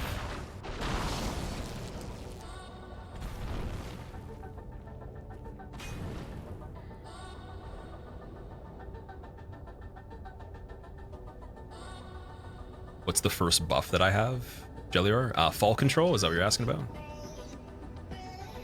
Or, oh, you're talking about on the status icon menu. That is Stealth from Footsteps, I believe. Yeah, Slumbering Dragon Crest, right? So it just means that I don't make any sound when I'm running until I attack something or throw something.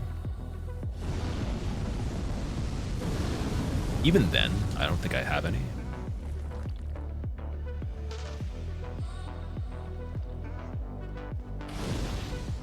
Okay, so he's doing the fireball there, we know. We good.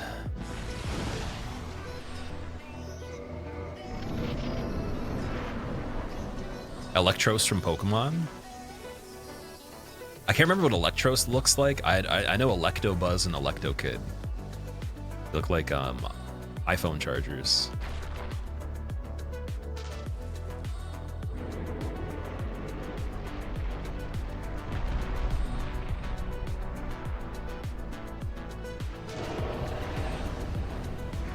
He looks like an eel. Oh no, Electros. Is that 3rd gen or is that newer than 3rd gen? That's my extent with Pokemon. For anyone that's referencing Pokemon, even some 3rd gen stuff's a bit cloudy for me, but that's up until where I played, and the 3rd gen was my favorite. Favorite DS game? If you count Elden Ring, that would be it.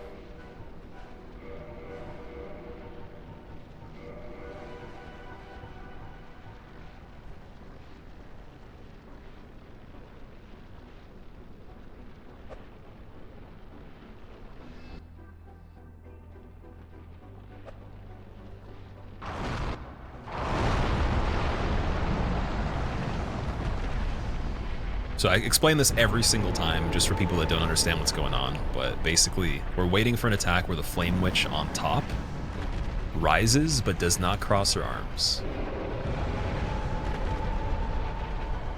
Mainly because that attack needs to be done so that when it recovers there's a less likelihood it happens back to back. I don't think it can. Pretty sure it's guaranteed if you do it that way. Ooh. We got the funny placement again, so maybe that's more common than I thought.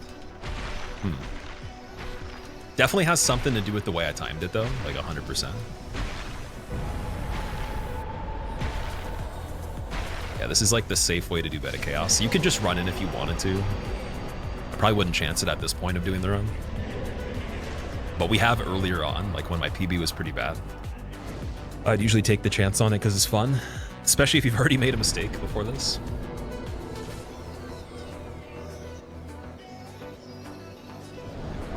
All right, Gwyn time, let's go. 3rd time's the charm, question mark? I don't know.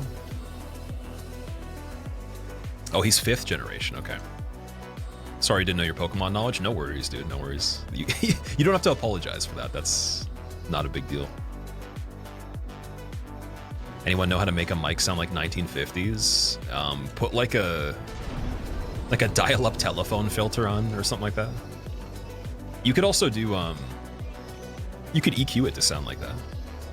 If you took out a lot of the mids, like if you mainly focused on like the 12,000 hertz channel, and you took out a lot of the low end and the mid, like you could probably tweak it to, I don't know if that'd be a high shelf essentially, like high shelving it, but you could definitely make it sound more like someone over a speaker or an intercom, and then you'd have to distort it a little bit, probably add a little bit of like tiniest bit of reverb. Perry Grandpa time? Perry Grandpa time, but Grandpa's actually still fit and fucking does weighted pull-ups with 2 plates. Possibly even runs 12 miles every day. Like,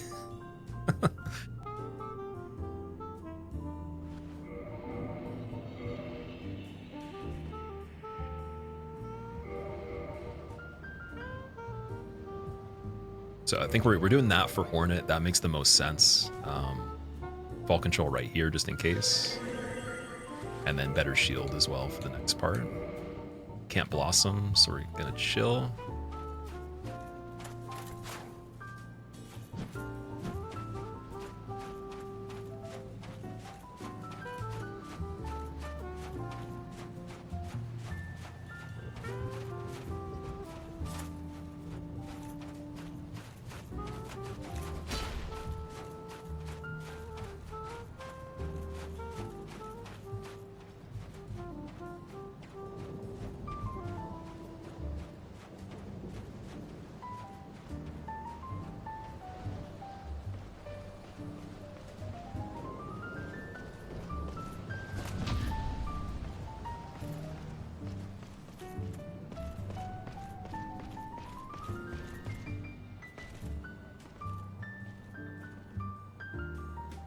When Grandpa's J.K. Simmons.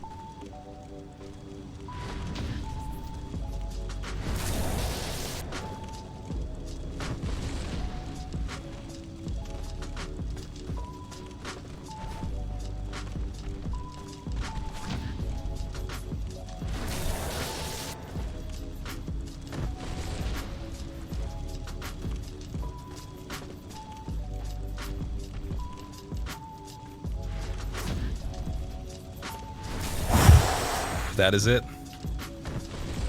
That is it, my friend. Oh my god. Oh my god. Dude, my heartbeat is so fast right now. My heart is beating like crazy. Holy shit. Oh. The comedy run worked, dude. Oh man, my pulse is fucking wild, dude. Hand sweat was scary on that too, and I also am wearing silky shorts, like sports shorts, so that they don't really wipe off that well.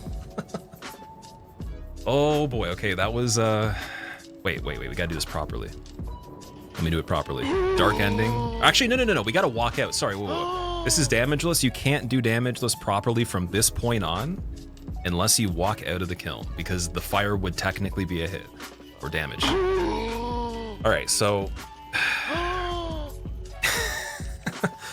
that is DS1 or Dark Souls. My lord, with the bless required thy content, safe return. not taking a single Let point of damage at the lowest and level you craft possibly can be. Serve your highness. We are here to serve your highness. Damn. Told you so many times, Lizard Luck for the win. The Lizard Luck was pretty... Dude, even the Dark Wraith Luck was so good on this run. Four Kings Luck was like... It was good, but it wasn't like as good as it's been, right? Dark be cast upon the world. ONS was kind of scary, but yeah, dude, oh my god, man, I'm feeling... I gotta take a second. I haven't eaten all day. I've been fasting for over 12 hours now. So, yeah. Give me a second. I'm a little curious. Do you guys like 0 hit runs or 0 damage runs more? If not, maybe both are equally as enjoyable for you? Let me know in the comments below. I'll be live on my Twitch stream as well as this channel in the coming weeks attempting this exact same challenge, but on Dark Souls 2. Make sure to be subscribed and notified for future content, and I'll see you guys next time.